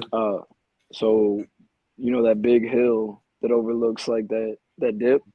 Yeah. We were there. We were sledding. We would always go sledding there. And it's a big hill like in the dunes. This road called Stagecoach Road, and supposedly Stagecoach Road is haunted also. So anyway, we go to this hill. It was like 5 or 6 of us. We're all sledding, just having a good old time. And there was these 2 girls there, and 2 of our other friends were like, "Hey, I'm gonna go talk to these girls." We're like, well, whatever. We're sledding, dude. We don't care. So they go talk to these girls and whatever. Like, hey, they're gonna come hang out. Like, all right, cool. So like they started talking about, like, oh, do you guys? And they were asking us, well, do you guys believe in ghosts? Do you guys believe in paranormal stuff? We're like, oh yeah, you know. So they started telling us all these stories about their shit, and we went to like some old spot out by us in Indiana where supposedly there's this bridge. I forgot exactly where it was at. Bobby probably remembers, but there's this bridge supposedly where like Al Capone back in the days, the mob's days, would take these, you know, the bodies and jump them off this bridge. So they're telling us the story about, you know, oh yeah, this bridge right here, this is where this back road they used to dump the bodies on this bridge. You know, Al Capone, the mobsters, whatever, used to dump these bodies off this bridge. Like, oh, that, you know, that's crazy, that's cool, whatever. And they're like, hey, we know a real haunted house. You guys want to go check it out? So the 2 other guys that were talking to these girls were like, yeah, let's go. Let's take them to the haunted house. Let's take them to the abandoned house. So we get to this house, and one of the chicks starts freaking out. She's like, something's wrong here. Something's wrong. Something, like, it's bad energy. It's bad energy. We're like, we told you guys, like, it's haunted. But, like, nothing ever really came of it. Like, she was telling us, like, ghost stories about this little child she's seen in her house in the attic or something where her room was at. And, like, but when we went to that house, she was like, we need to go. We need to leave. Like, the same house that we've been talking about when we took them there, she was like, we got to go. Something's wrong here. So there's, like, a bad energy here. And this is, like, after some of the shit that's already happened. So it was real weird that we met them that, like, on this supposedly haunted road sledding, and then they're asking us about paranormal stuff. They take us to their area, and they're like, we didn't feel nothing weird there. It was just like, okay, it's an old bridge. You know, it's probably true. Maybe, you know, it's right there from Chicago. But over here, we took it to the house, and that chick freaked out. So it was like, oh, man, she might sense something. Because we didn't tell them, like, about it. We just saw it was an abandoned house, you know. So we never told them any of the stories that happened in the house. She just got a bad vibe going into that house. So it was really weird. It's pretty crazy. I'm trying to bring up some pictures and stuff of this area. Of our house? They say of the abandoned house. I'm trying to find some pictures of it, but it's really hard to because it was on the stretch of woods, and right now it's people are living in it. So yeah, did we mention that the house was renovated? There's people living there now. Oh shit! And like it's down the street. Like Bobby's sister still lives down the street in his old house where he grew up at, and my parents still live, you know, where I grew up at, right down the street. Me and Bobby lived literally 2 blocks away from each other. But there's been times it wasn't literally 2 blocks; it was like 4 blocks, but still, you know. Well, whatever, 4 blocks, whatever. It was down the street. It was like 2 minutes. Okay, 2 minutes. Yeah. But yeah, and every once in a while we still link up. Like if he's at his parents' crib or I'm at my sister's crib, we'll link up and we'll still walk the OG blocks and shit. We'll walk the OG block with a beer or something. But like, there's been times where I pass that house, and I'm like, dude, I just want to pull up in their driveway and just like ask them, but I don't want to freak them out. You know what I'm saying? Like, you don't want to. Like if they don't know, like you're gonna plant the thought in their head. Yeah, and you also just don't want to knock on some people's door and be like, "Oh, you guys ever see ghosts?" You know what I'm saying? You know your house is haunted. I drive by and wait for them to be doing yard work. I'm sorry. I'm crazy enough that if I wanted, like, I might do that just because that is just so interesting. Next time you're out here, we'll drive you by the spot. Yo, you guys need to film that if you can. Like, I don't know how that would work because they might not want to be filmed or anything, but fuck. For sure. God damn. I'm so curious. I'll tell him Mr. Ballin. Yeah. Follow up like that. We're all Mr. Ballin. The worst they can say is no. Yeah, right? 100%. So really, man, going on that story, like for us to tell the story in the way that we have, like this is like, you know, this is our it story. You know, you grew up as teenagers in this town, and we had a house that was like where we for sure saw something. And so that night or the day that I had heard the pounding, you know, since then, a lot of shit changed at the abandoned house. And a friend of mine, his name was JL.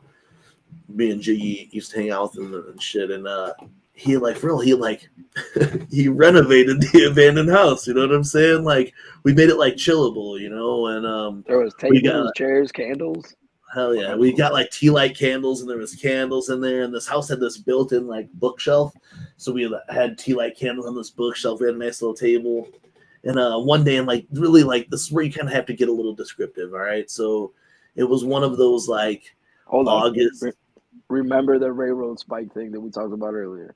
100%. Yeah, because this is where it does. Everything gets a little descriptive. It was like school had just started type beat. You know what I'm saying? So like you could wear like jeans and a t-shirt even at night, and it was all right. And like it still hadn't quite gotten dark super early. It was still like not getting dark until after like 7 o'clock or whatever. And in the abandoned house now, like JL had blocked off a lot of these windows, so you couldn't really see in from the street. And we never really had a problem with that shit before, you know what I'm saying? And in fact, now the only light that came in from outside was from this house that was like, you know, another house length distance in between, like coming off of its garage or whatever. And it would shine. It would shine through that window. I think that PJ had probably pushed out, but it would shine through there, and you'd be able to see into the house through that spot. It was only a spot that like outside light got in from the outside and shit. And that day, Jiggy and JL and myself, we were sitting in there and we were like just bullshitting, you know, we're smoking a bowl, you know what I'm saying?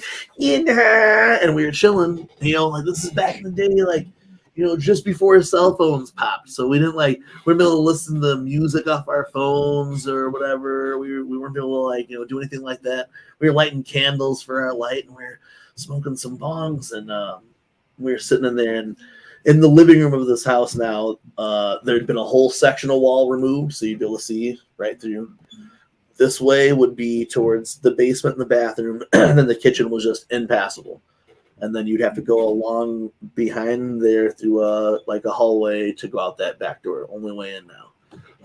The sunroom was like full of glass, leaves, and they put that railroad spike through there, so you couldn't open this door at all. There was just no way to get in. Shit in. Yeah, it was like completely blocked, and that was the sign that they had hung the condemned thing out. And stay the fuck out. It was like right behind us, and it was right next to the living room that we were chilling in. And we're sitting there, we're just smoking. We're dramatic lock. Sorry, go ahead. What I'm saying? What'd you say? I said that's a dramatic, a dramatic lock of like a door to put a whole ass railroad spike. And don't come through here. You can't come through here. You're not opening this door or whatever. And they might have done that to the one in the back door too. And then that's why someone was able to kick down the top of it. And that's how we got in. So we were sitting in this living room area, and we start talking about the strange, dark, and mysterious. Even then, we're talking about Dark Lotus. Dark Lotus, Tales from the Lotus Pod had recently it just came out, and there's that seance or whatever in the thing. And we were just talking about shit like that, and not be thy name. This crazy fucking that stereotypical fucking horror movie, ghost movie, breeze came into this room that was pretty much sealed off now. Came in, and in that sunroom, you heard the wind.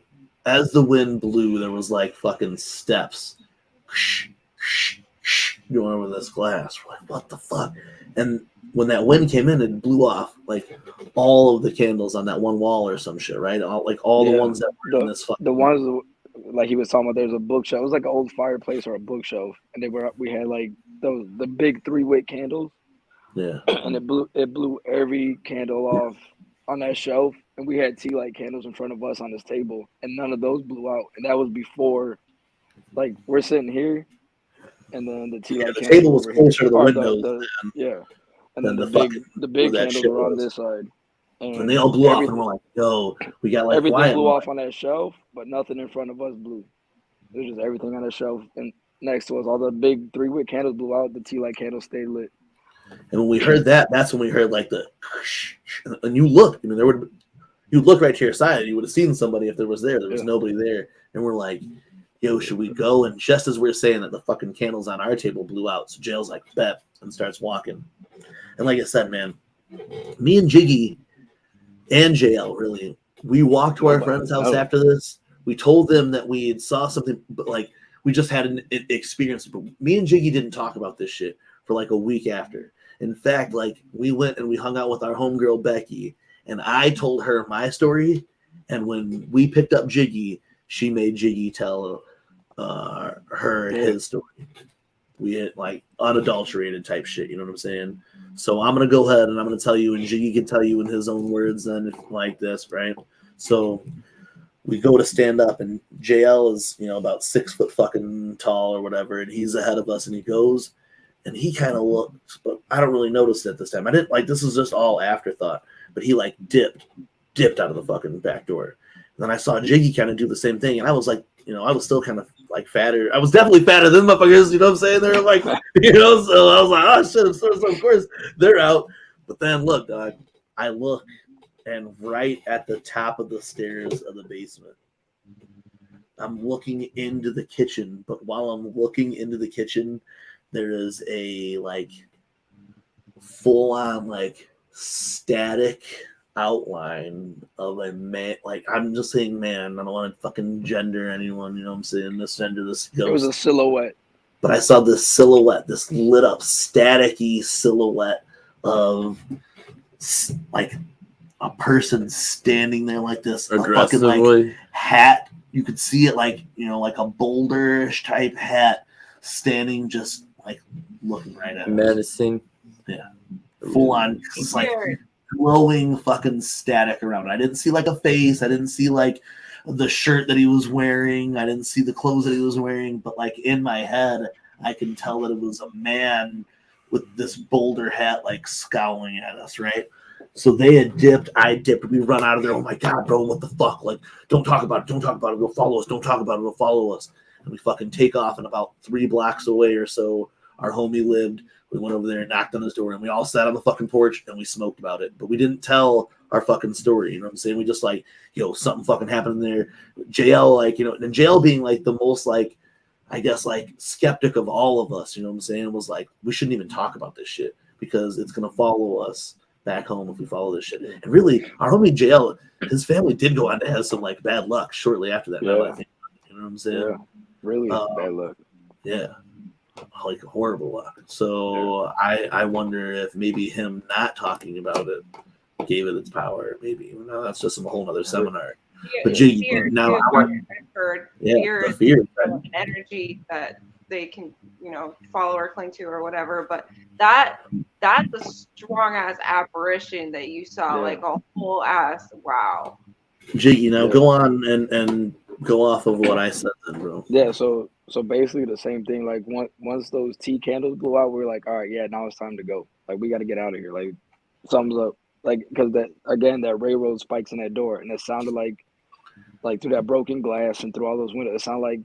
And it was cold now in this place. Like I said, it was a fucking August, September night. Like, we're like t-shirt, jeans. We were totally cool outside. So even in this room where there should have been, because we blocked, they like windows were like boarded up now. You know what I'm saying? Like there should have been.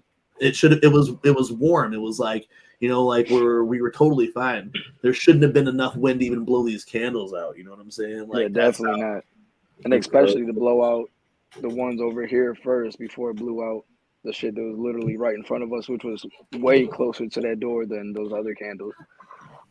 But yeah, like he was saying, man, we got up and JL's kind of like walking out, and all I remember, like, I see JL look to his left, like, and it's by the base, like Bobby said, there's that kitchen, the basement, the bathroom, whatever. And he looked towards the kitchen and he took off, and I was like, what the, you know, and I looked, I was like, oh shit, and I seen, like Bobby said, it was like a tall figure, and it was just like an outline. You couldn't see like details, couldn't see like a face. It was just like an outline, like a shadow, almost like a dark shadow, but you could see it was just like, and we just dipped, and it was just the weirdest shit, because like you said, we didn't talk about it for a minute until we hung out with our homegirl. And did you both get the feeling that it was menacing or upset in some way? Yeah, like I felt like it was like you know when you're fucking like man, it was like I didn't like once when I was a teenager I didn't live with my dad or whatever, and it was like my dad like me sneaking back into my house and my dad being there type shit or whatever. Like it was like I caught you. It was you guys who were throwing my fucking shit down the basement. Yeah, it was you guys who have been here type shit. It That was like kind I of felt like a dentist, like a Mr. Wilson, like the bad neighborhood kid. You know what I'm saying? And like, yeah. I caught you, motherfuckers. Like, stay out like of here. hands You know on what the I'm saying? side type shit. Like hands were like because Yeah. like the way that the figure was, my the God, hands were like on the side, like, I'm not yeah. mad, but I'm Just like staring at us, like, disappointed. oh, it's Yeah. I finally see the guys who did it. It's finally you guys, and now I'm gonna show you, hey, it's me. This is my house. You guys need to fucking leave. You know what I'm saying? Like, That's It was almost crazy. demonic. Like that's And then, like some Mr. Ballin shit. You guys should fucking tell Mr. Ballin that story. But like we never, like he said, we didn't talk about it for like, it had to be like a week or at least a couple days, whatever. A few days went by. bro, I remember like our homegirl had like picked me up and then picked up Jiggy, and we went on a blunt cruise. And I remember it being like on the part of the highway where it was like Jiggy's turn to tell the story, or Jiggy was like getting ready to tell the story. She's like, "Now I already heard Bob tell it. Now I want to hear you, Jiggy." Blah blah. You know what I'm saying? And when Jiggy told the same exact shit as me, it made me even like back then my fucking skin was like, all right, like it's not bullshit. I absolutely saw when he was like, yeah, it was like the outline of this fucking. Yeah. I could see why you guys didn't talk to each other Absolutely. about it. Like I could see why you wouldn't want to like go over it real quick. Cause like if your homies didn't see that and you saw that, like that would Yeah, be you don't fucking like- weird shit. You know, that'd be Yeah, like- terrifying. Like, why you running, Yeah. bro? Like, why you being, like we've been in that house so many times before, and I mean, weird shit happened, but we never seen anything. That was the That thing. was And the then when we first time finally seen I it, ever see. it was Like it finally used all that energy after all these years, even like the energy of maybe even us getting older. It used like talk. That's why I said it was like our it moment. You know what I'm saying? Like it finally like showed it to itself. Never again did we see anything ever again. Never again did we hear fucking banging in the basement. The doors never opened. The type again. It was like, and the other time we went back in there trying to show everybody, no dog, we saw something. We saw something. We saw something. Never saw anything ever again. Yeah, never. Was it? But that day was just hella crazy because like I remember that shit. Like we went back to Sturdy's crib and fucking sat on his porch and like we're smoking again. Like, bro, that's it was weird. Something happened, dude. And they're like, yeah, whatever. And these are people who've been to the house with us. You know what I'm saying? So it was just weird that they're looking at us like, bro, you guys are tripping. You guys are tired. Like, no, bro, like something happened. Like, How long until you guys went back in there? Probably not long after, bro. Because Yeah, then maybe like couple I don't weeks, like a week. I'm trying to think about the time frame that was, because I know then eventually we ended up like we would use the basement as our spot. Like I said, Yeah. nothing creepy really, and we never found like spots of homeless people sleeping. We never found like Yeah. pallets Yeah, in the there- basement or There anything. was no like, pallets, no blankets. No bed, The only no thing, nothing. the only thing in that basement literally was the old the washing two machine. washer and dryer. So here an that old goes dryer. back to it. So we did find that washer and dryer, and like I can think like it did at one point sound like, but it would have been like it would have had to have taken someone to pick up the washer and dryer Yeah, and and shake slam it. them into each other. Yeah, Jiggy said he felt in his feet too. That's the part that that's so first time, crazy. because it was like Those fumbled. stairs I think even were concrete, right? Yeah, Because I know going into that basement, that whole basement was like a slab of concrete. I'm pretty sure the Yeah. stairs even going down to it were concrete. Like it was, So I could feel you see, that you shit. see the green screen behind Bobby and Matt right now.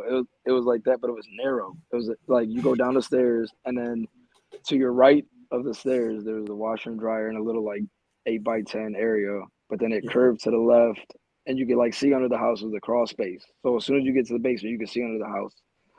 And to the left, there was a hallway, like you said, to the water heater or whatever was down there. But it like there's one little room, and it went straight into another wall. But it was like narrow as a doorway. It wasn't no bigger than like we could walk in a straight line. We could walk side by side down that hallway. And there was nothing back there. We used to always think that there was gonna be some like Blair Witch type shit, and one of our homies was gonna be in the corner of that motherfucker or whatever. But Hey, that's yeah, kind of what the house looks like. No bullshit. It almost That's what looks it kinda looked exactly like. like that. it had a But on garage that attached side- to it, bro. And I'm telling you how abandoned this was is that even like around that time there was a old station wagon that like if this person had any family, they would at least claim that car or whatever. You know what I'm saying? Yeah. And like didn't claim the car or anything, bro. Like it was just a full on left abandoned fucking house. Yeah, now people live in it, and like Jiggy said, it'd be cool to go ask them and just wonder, you hear things, do you see things or whatever? We wouldn't want to put that in somebody's head, and also it is Lake Station. I don't want to get shot knocking at someone's door to ask them if they see ghosts. This is probably an obvious question or an obvious answer to this question. You guys think it was the old man? The spirit was the old man? Doug, so like, go ahead, Jiggy. I said that's the only thing. Like I said, like we don't know for sure if that story is even true. Well, see, what Jiggy's gonna say is now. All right, so Jiggy, like I started hanging out with PJ just like probably like a year before Jiggy, and I would hang out with his mom, and she was the first one that told us the story, but we legit confirmed that someone had passed away in that house. Yeah, see, I that part I didn't know. Yeah, like, we legit confirmed that someone passed away. My thing was like I don't know how he passed away or what happened, if he froze to the floor or whatever. But the story all around was that, and this this is then I guess hearsay, but this was even from PJ's mom, and I'm pretty sure it was those. Who were the hill? Was it? It was Buckshot. Like, so this is a hillbilly name, right? It was Buckshot and them that lived on that hill, right? Above. Yeah, Bucky and what's his name? Dwayne? Oh no, Dwayne was Bucky, right? Yeah, Dwayne was Bucky, right? And then Michael, Bucky and Michael, Bucky and I don't know if I'm speaking on a fucking pocket and if I'm making up things in my head, but because I partied there for a long time, and there was a whole story I was going to tell about that. But we had partied there, and I'm pretty sure it was like almost like a Texas Chainsaw Massacre situation. Is that they were living off someone who was like dying in a back bedroom, and we were just partying there every night. And someone might have been a psycho killer, but that was above the hill of this, and I'm pretty sure that they were like, yeah, my uncle says that that guy used to have his little garden and shit, and then nobody's seen him for a long time, and then one day fucking ambulances and stuff were over there, but this was like during the winter, so that's where the story had got, that he had froze to the ground, and that's where they had found him. But like in the house, like Jiggy can confirm, somebody who died in a house being possessive over the and house. he never left the house. Like I said, there was all the jars that we were throwing were like pickled vegetables, canned jarred fruit and stuff and there was like hundreds, if not thousands, of these fucking jars in this house. Yeah, this was like weird. No bullshit. Like there was like a half of a room that was of these jars. Those jars. The story about the jars is really fucking creepy to me, because to me it's like he got mad that y'all were fucking with his shit, and he was that's like y'all need to get out. that one I wasn't there for, and that one to hear that again is it's always creepy to me to hear that last jar that whoever Mikey or whoever threw down there stopped. You know what I'm saying? Like you hear that. When you throw something, it's gonna hit fast. You're not gonna stop it and hear a pause, especially there's even no seconds even really go by. This was legit. Like it was like we didn't hear it. We all looked at each other, and then it was and then it was boom, boom, boom, and we're fucking see. And that boom, that's how it felt like in the house. Like you kind of felt, you heard it, but you felt that boom, it reverberated through this boom, and house. And this is actually kind of a decent sized house. You know what I'm saying?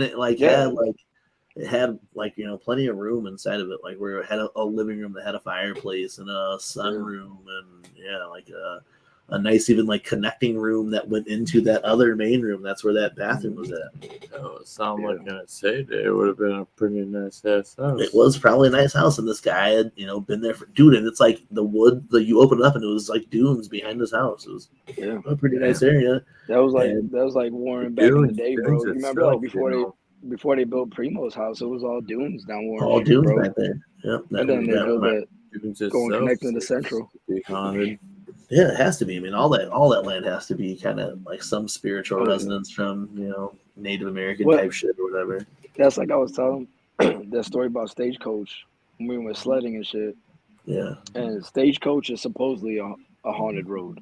Yeah. Did you go with us that one day when we how when you get out by Ogden Dunes on that last turn, there's that little dip or there's that house in the back? Yeah. Did you ever go there with us? No. Okay, so when you go downstage, right before you turn out, it takes that curve, and you go come out of Ogden Dunes on 12. There's a little dip on that curve, and it goes always off to the right or whatever. Off to the left, yeah. It was always chained off. Oh, I know what you're talking about. Where it's like it looked like it almost would have been a whole nother road, and there was a house back there, or whatever. I never went back there with you guys. So we went back there one time, and actually, like the chain was down, so we pulled up in front of this house, and it reminded me of that. We never went in that house, but it reminded me of kind of like the abandoned house because it was there. There was nobody there. Shit was broken, windows were broken, but it was just a house just sitting there. And it's the only house on that last stretch. You know what I'm saying? Yeah, a lot of this area though too, like so they had houses built back in like the 60s and shit like that, but those houses were on like governmental leases on the property where after so long you don't get to live in that house anymore. So like we knew this guy who lives over there off of 12 and they did that. But like so like going into Miller where those like the hood's at right there, but there's like 3 spots to where the road used to continue off into where West Beach is now. And that was probably like in the fucking 80s they closed that shit up. There was also like we're talking about this road stagecoach, that hill we sled on. Remember the field that's down there? Yeah. That you can see. Don't you remember? Like I remember like people always saying that there's like if you stood on top of the hill or if you looked at the hill at a certain time, you could always see like red glowing eyes. Or if you looked down into the field, you could see shadows walking in the field. Yeah. This road stagecoach, even like my dad and my uncle and shit used to tell me urban legends of the stagecoach road. That's not too. My brother, bro, when I was probably like Isaiah's age, bro. I was probably like 8. My brother and his friends had took me down this road. It scared the fucking shit out of me. So we're going down the road. My brother had this old Pontiac Grand Am, bro, like a 80 something. It was an old fucking blue Grand Am. And we're going down this road, and they're telling ghost stories. I'm like, no, stop. I'm a little kid. I'm scared. You know what I'm saying? I'm fucking scared. So my brother shuts his lights off, and then shuts his car off. He's like, bro, little bro. When I was younger, I couldn't say brother, so I always called my brother Brubber. I called him Brubber. So I was like, Brubber, what happened? What happened? And he's telling me like, I don't know, bro. I don't know, little bro. I don't know, little brother. You're gonna have to get out and push the car with my friend so I can. I'm like, no, I'm not getting out. You know what I'm saying? Bro, I was terrified, bro. And then like he started the car. No, I was just playing because I started crying like heavily, bro. I was like, bro, how you gonna do that to your 8-year-old brother, dog? Like, that's fucking hilarious, bro. Especially on stagecoach because it's dark as fuck out on that road, man. There's no lights. I was fucking terrified, bro. I remember that shit. Hell yeah.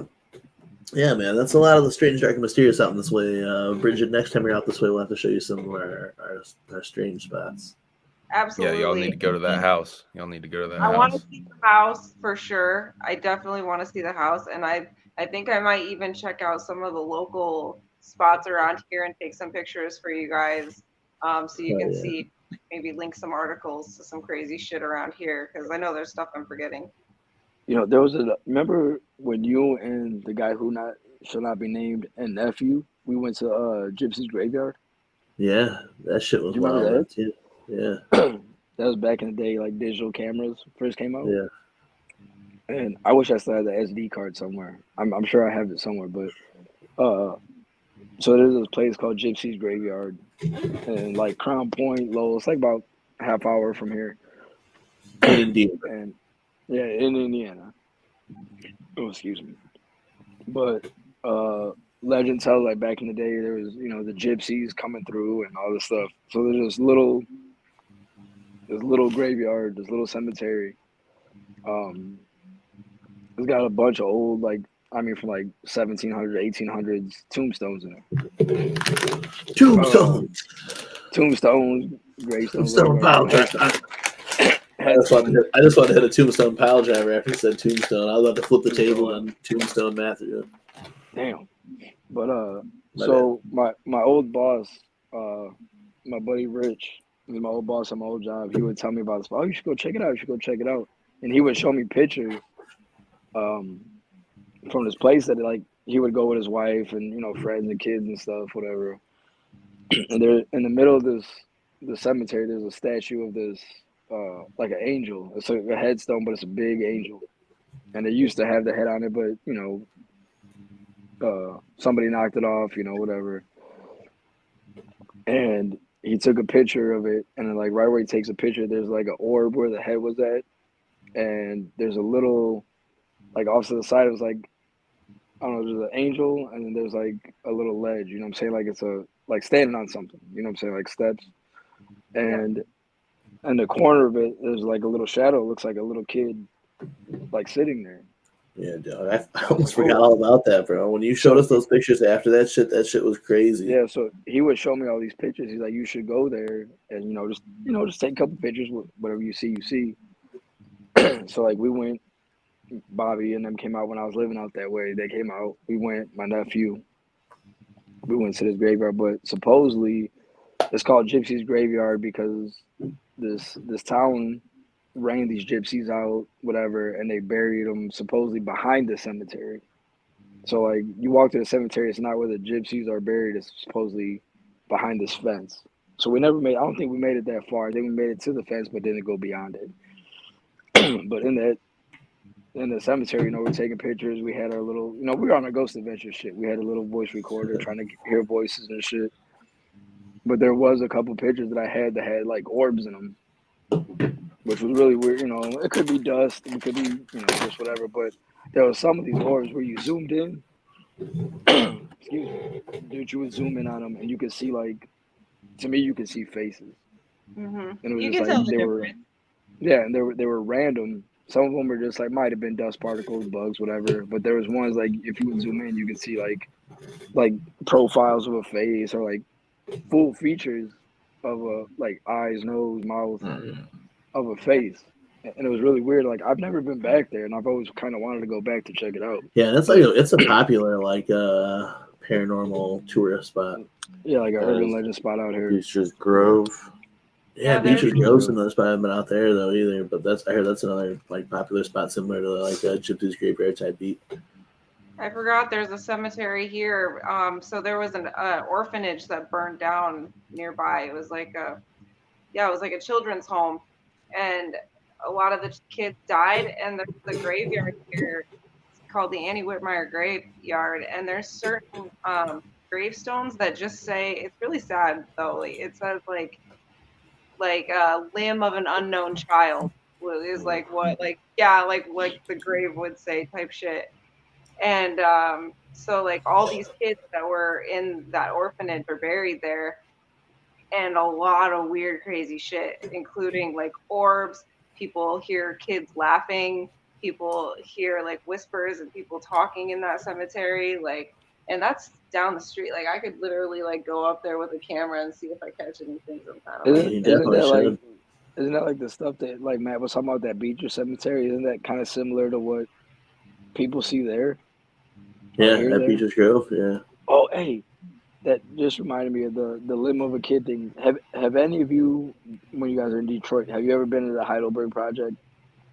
I want to. That's on my bucket list. Do you remember that little thing that I took a picture of?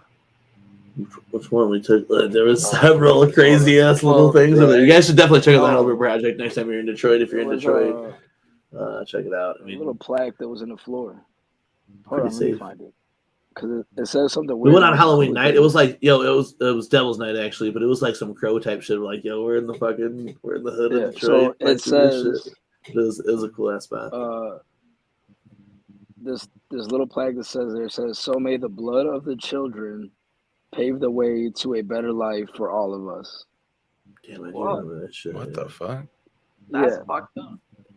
And that it says Clementine Barfield Chisholm.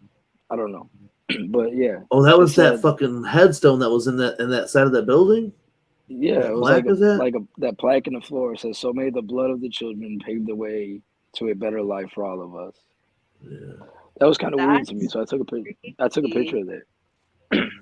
But that's in the Heidelberg Project, right next to the house. There's one of the houses right there, and it's just sitting there in the middle of the.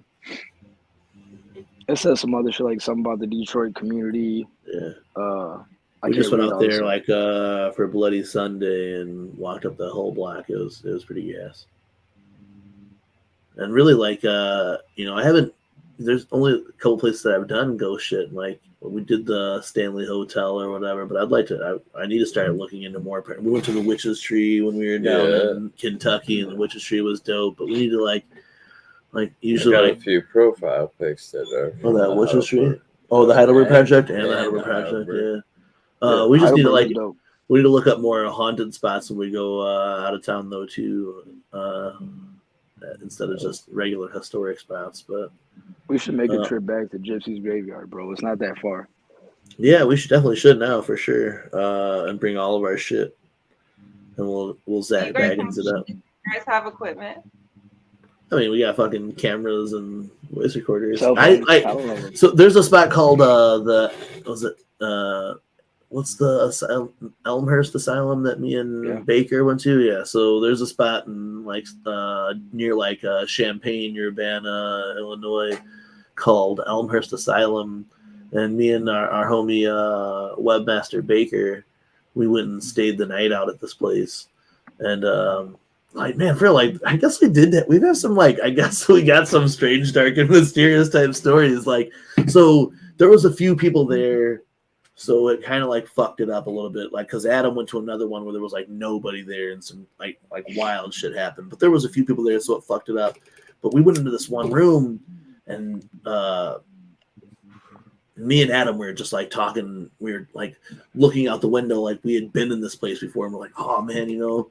It's really nice. And we had our own recorders going, and we're like, oh, that's like that tree is awesome, you know. At least I get this tree to look out outside this window, you know what I'm saying? And we're in there talking for a little bit.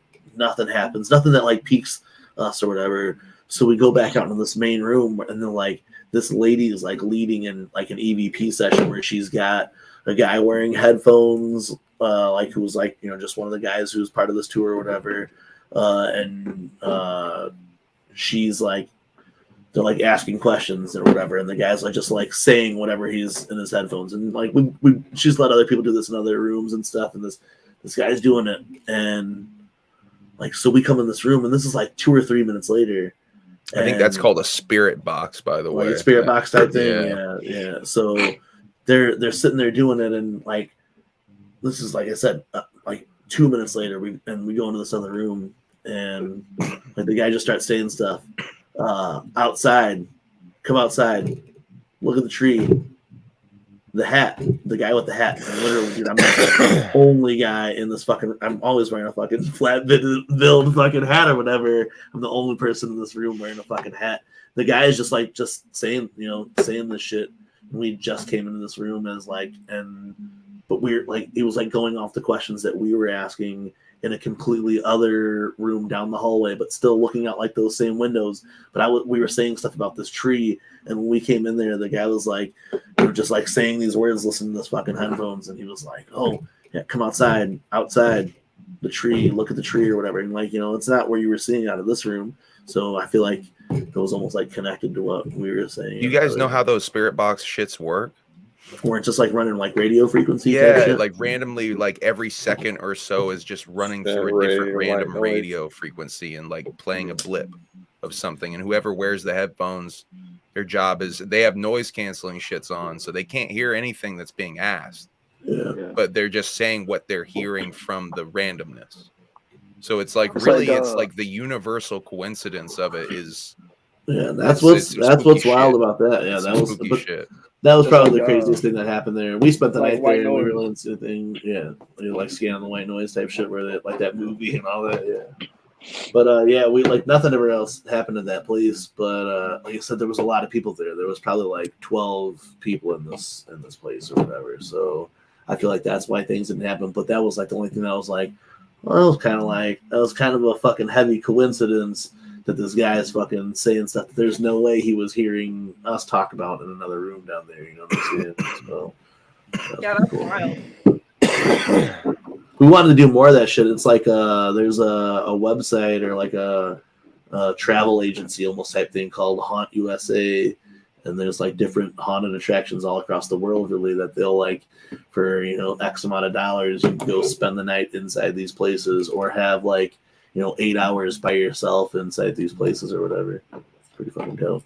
I want to do it again, not around Halloween. I'd like to do it in the summer sometime where like less people are thinking about doing it and go to like we were gonna go to that asylum that was down in Kentucky and like you could stay at Rolling Hills or whatever, and I think that'd be fucking crazy as hell. Well, there's that place. You guys got some balls. It's fucking scary. Yeah. Yeah, I'd There's stay the place night out for sure. In Cedar Lake, that boys' school is abandoned. So I wanted to shoot out there. I heard there's an elevator Yeah. shaft that looks like some fucking Last of Us type shit, like a flooded elevator shaft in there. That'd be crazy as hell to go look at. Yeah, that's out in Cedar Lake. That's another about a half hour or so away, but that'd be dope to go check out too. But I think that looks too is like all condemned and like you got to be like sneaky to get in there so you don't get fucking arrested and all that. Park down the road. Yeah, pretty much. Park and walk type shit. Offers. Take people out on a trip with us for sure. Speaking of prizes that we offer, TeamMUJ will be launching our Juggalo appreciation giveaway like within this next week. Tonight we were going to announce the full announcement. We've just been kind of conflicted on how the giveaway was going. Not because we're conflicted about what we're doing about it, just how it was coming along. We will be like a full on announcement to it, but like we talked about it in our post show for the for Trash Fire. So we're the champ one. Yeah, we're the champ one. God damn it! That way. Man, I wish you had the trophy tonight. I wish you had the trophy man. tonight. I feel like I botched that. I really should have thought about going to get that from the people. I should have told you earlier. I should let you know that's probably in your box right now. I look forward to seeing that trophy though. That's sick. I love that you guys added the trophy to the prize. I thought that was awesome. Oh yeah, appreciation, man. And that was definitely something we talked about, like, bro. And like we tried to find like the craziest trophy. We tried to find one that had like a dumpster on fire, so it was like really trash fire. You know what I'm saying? Fucking like, crazy. But we couldn't find that one yet. Especially in the time that we wanted to get it to you, like we were able to get that trophy made, shipped, and then be able to send out to you within 2 weeks of the thing. But we wish you would have had it tonight. Coming on tonight, just show that shit off. I'll show that shit off. Talking shit with you guys tonight has been dope, man. The strange, dark, and mysterious stuff. We've had it in the chamber for a while. Last time we did the strange, dark, and mysterious was right when like the Pandy Wamby kicked off, and we talked like hey, we tried to bring our homie Webmaster Baker in here to fucking like Alex Jones it, and he like fucking got scared right before he did it and was like, no, I'll only do that in private with you guys. I'm not talking about it online, you know what I'm saying? And like he's the guy who's like super tapped in on shit, and but so we just talked like talked. It would have been cool to have him on here, but like he kind of, but like that's a motherfucker that knows a lot of crazy shit, or like reads a lot of crazy stuff. So he like makes you think, because when all that shit went, like you said, during the pandemic shit, like he's talking to us in private. Pandy Wamby. Oh, Pandy Wamby, whatever. Don't strike us. Like, hey, that goes into another thing about aliens. But like the shit he would tell us, because he has a pretty good, like, crazy weird job kind of thing, but like we're like it blows your mind. You're like, damn, makes you think, you know what I'm saying? And it was like when we brought him on to talk about it, he was like, nah, bro, I can't do it. I'm not doing. He was like fully ready to do it, and he's like, nah, I can't do it, man. We're like, oh, we fucking get it for sure. We were fucking like, I was fucking Schultzing this motherfucker, like trying to prod him into like just talking the most fucking asinine shit here on the fucking podcast, but he only gave us a little bit, man. He gave us tip of the iceberg, you know what I'm saying? Yeah. And it was like, you guys want the rest of it, you know what I'm saying? Catch me off this motherfucker. So when we get off camera, I'll holler at y'all. But you guys ever see Webmaster Baker at the gathering, man? Fucking just bring this up to him, and as long as you ain't got nothing to do the rest of the night. Hey, Humble and Webmaster Baker, I think would hit it off fucking crazy. Dog, bro. hard as fuck, bro. Seriously. That'd be so fun. I'd have to sit there and just listen to that conversation. Hell yeah, it'd be so fun. Oh man, and this has been fun, man. You guys coming on here and talking this shit has been really cool, and we appreciate it. You know, like I said, doing the Strange, Dark, and Mysterious has been a long time coming. I know Matt Murray just wanted to really like talk it up, and we had some other things too to show. You know what I'm saying? So like. This is going to be, this could be a continuation. Yeah, it's going to be a recurring thing here. Part two. Definitely. All right, part 3. Yeah, this will actually be like the next one will be part 3. And we are bringing Webmaster Baker back do that for shit. another Or it could be to be continued. So, Yeah, there you go. yeah. Part 2 of the More and really mysterious that way. the story we got to tell tonight of this ghost story was really fun. I was happy to have Jiggy back me up on it then too, man. Like, because really, like, you didn't go through it while I was at work, so I was like, dog, I tried to stretch it out. Hey, I tried to stretch it out. Stick around to the end. It actually kind of worked out better. better because you could hear your version of the story. And then when Jiggy came on, it was like a different angle of the same story. You know what I mean? That's what I was really like. Well, I really dope liked because, that. like, Yeah. I didn't think I was gonna make it because I had to work, but we got called in, whatever, and I was like, all right, cool. I get out at 8, hold it off until I get there. Jiggy sent me a message. He's like, yo, like, do some filler or something. Just stretch it out for me until like 8 o'clock. I'm like, I got you, dog. We got this. I'll be there, dog. Give me some. But I already planned on telling the story in 3 segments to get a little bit more. Like, I liked hearing from you guys, and I liked hearing the firsthand encounters. And too, like, I think all of us in some way, like, have, like, we've seen some weird shit or we've experienced some weird shit, like, and that shows you that, like, that there is something out there. The truth, to go off back off the X-Files, which I grew up, the truth is out there. You know what I'm saying? Hey, well, like, I would like to think too Don't that be being so Juggalo. naive to think that we're the only ones out there. Yeah. No, being a Juggalo helps like open our minds to those experiences too, and not like close off, you know, to the possibilities and the mystery of it all. You know, we have open minds, so I think that is probably a big part of it. No, hey, I wanna tell you guys about this story too. Hey, Relic is a favorite around here. And the chat Relic loves them. shit. We love them. Yo, fuck yeah! Shouts out Relic. They're the best. But I wanted to bring something up because it just popped in my mind. So back when I was younger, before my parents got back together and all that shit, my dad used to live in this apartment. I'd go visit him on the weekends and shit, and he would always tell me about this ghost named Charlie, right? And he named him Charlie. I don't know if his real name, whatever, but he was like, "Yo."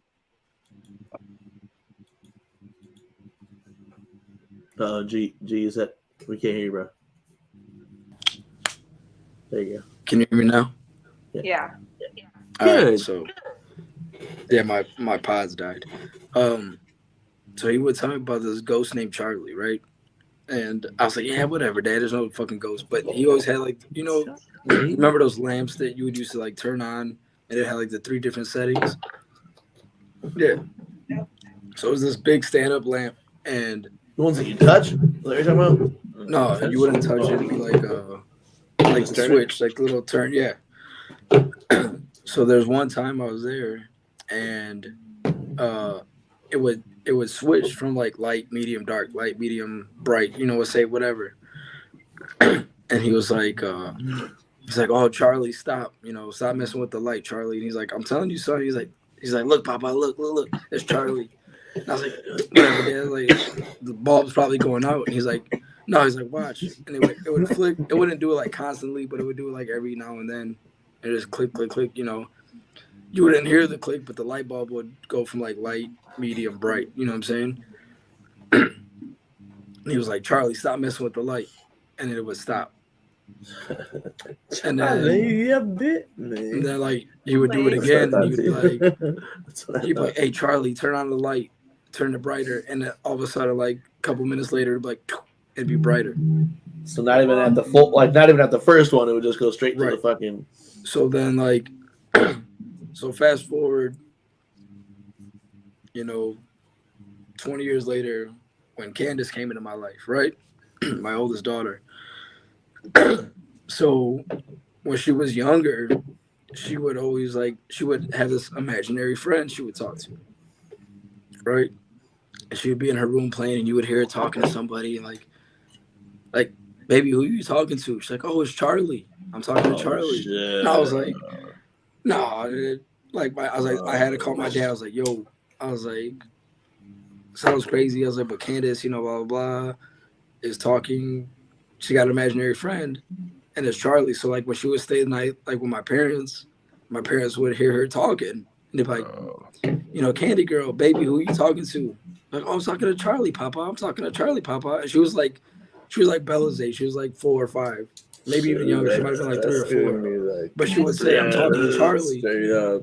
That's It was like, bumps right now. and bro, it blew my mind. If I didn't have the nice warm flannel on, I would have goosebumps on. Bro, right now. it was so weird, and it was like until she got like maybe like 7 or 8. A couple years later, she stopped, you know. But like when she was younger, like you see them videos, like she would literally be sitting there like facing this way, and like, oh, you know, blah blah blah blah, yeah, and you're like, baby, who are you talking to, you know? And then there's like, she's like, oh, it's Charlie, Daddy, it's Charlie. I'm talking to Charlie. He's my friend. I was like, who are you? You know who? She's like, Charlie, my friend Charlie. And I was like, oh, okay. So I was like, kind of just like, yeah, all right, you know, whatever. But then it like, like in the back of my mind, I'm like, Charlie was the fucking ghost from my dad's old apartment, dude. That's crazy. That's wild. Yeah, that some wild shit. The coincidence, like, real, you know, high strangeness lives in that coincidence area. You know what I'm saying? Is it a coincidence or is it fact? You know, it's wild. Well, what gets me even crazier is like, you know, Bobby knows like Candace is not biologically mine, and for her to know that was really weird to me. Or to her to say that name was like really,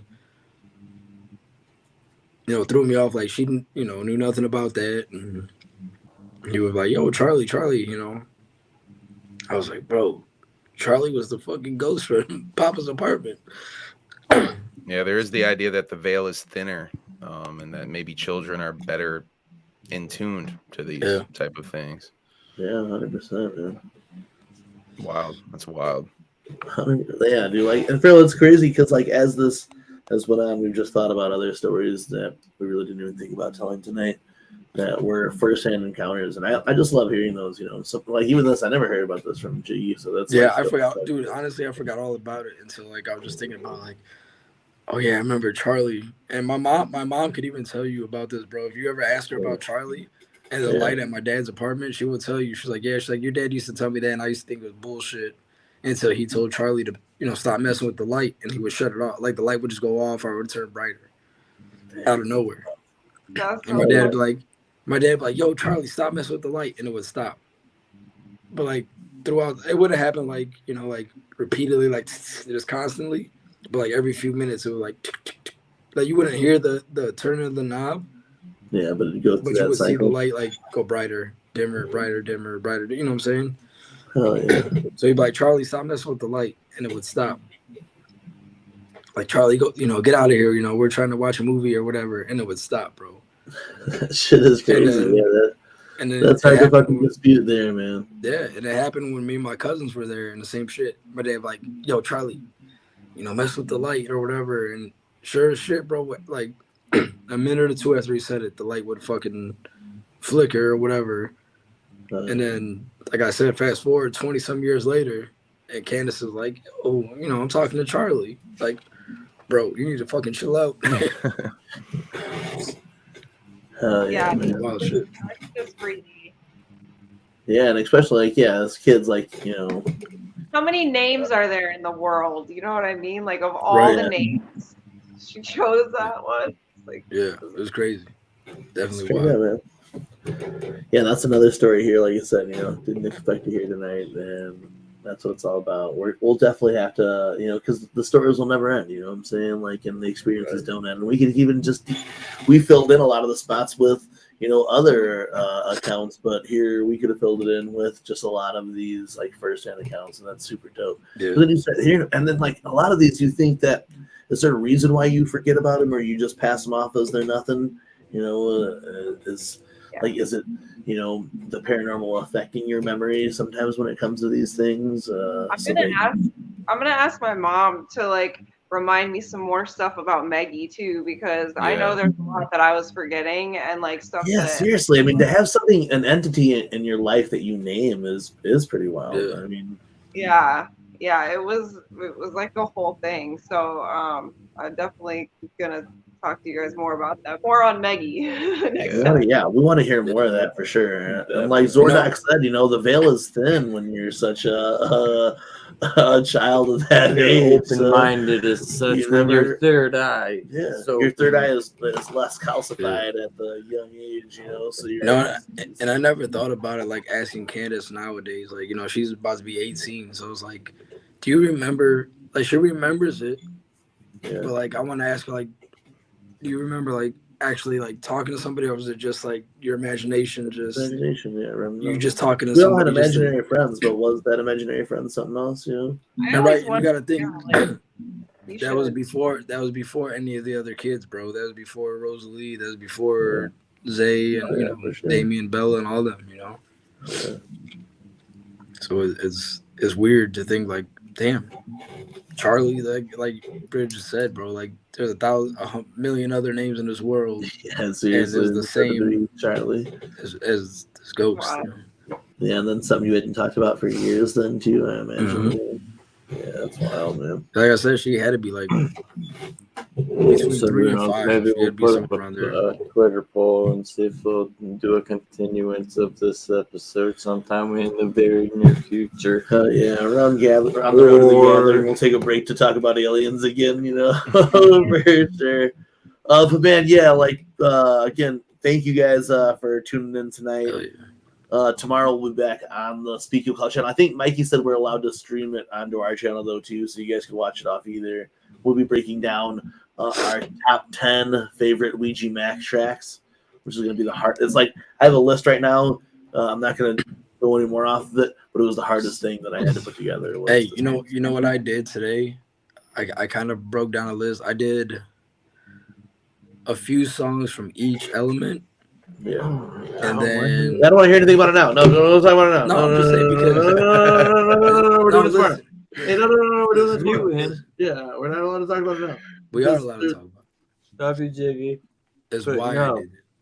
Yeah, but no, we want to hear why, because I didn't even tell. I'm not telling my reason why I put my list together at all. In the meantime, go for a very limited time. Cop this new Ace Tone. Did I say that right this time? Acetone. Drop Dancing on her tombstone, headstone. Sorry. You can get this. I have the link over here somewhere also. You get this dope ass package. Cop it now while you can, because you can't cap it much longer. Nope. This is one of my favorite tracks off this fucking Gented too.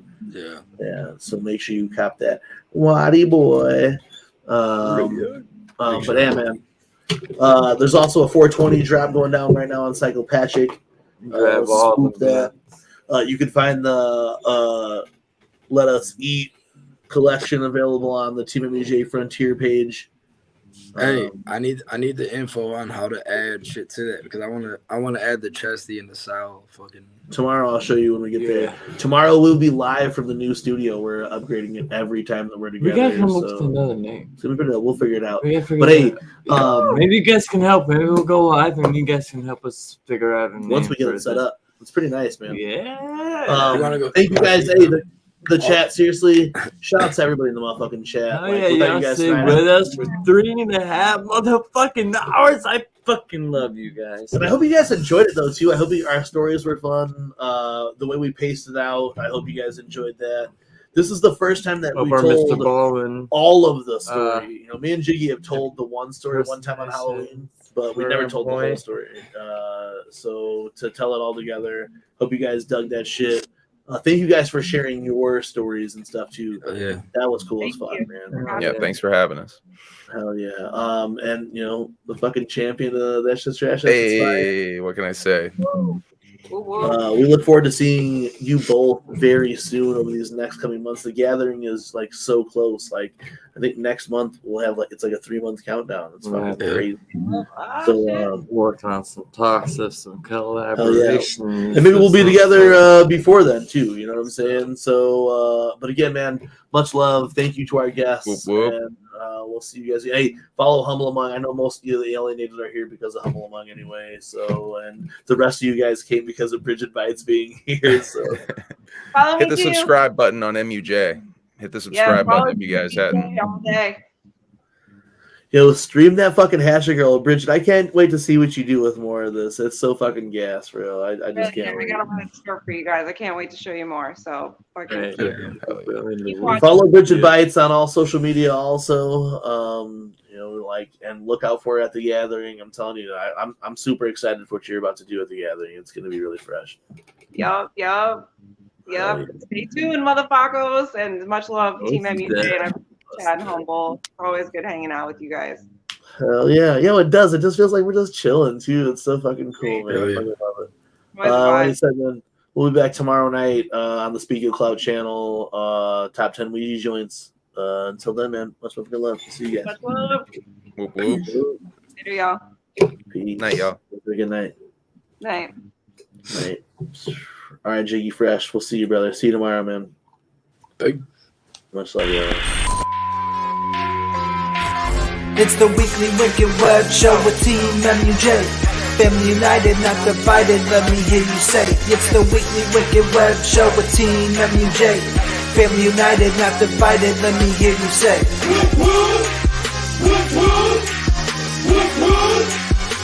the Weekly Wicked Web Show. It's the Weekly Wicked Web Show.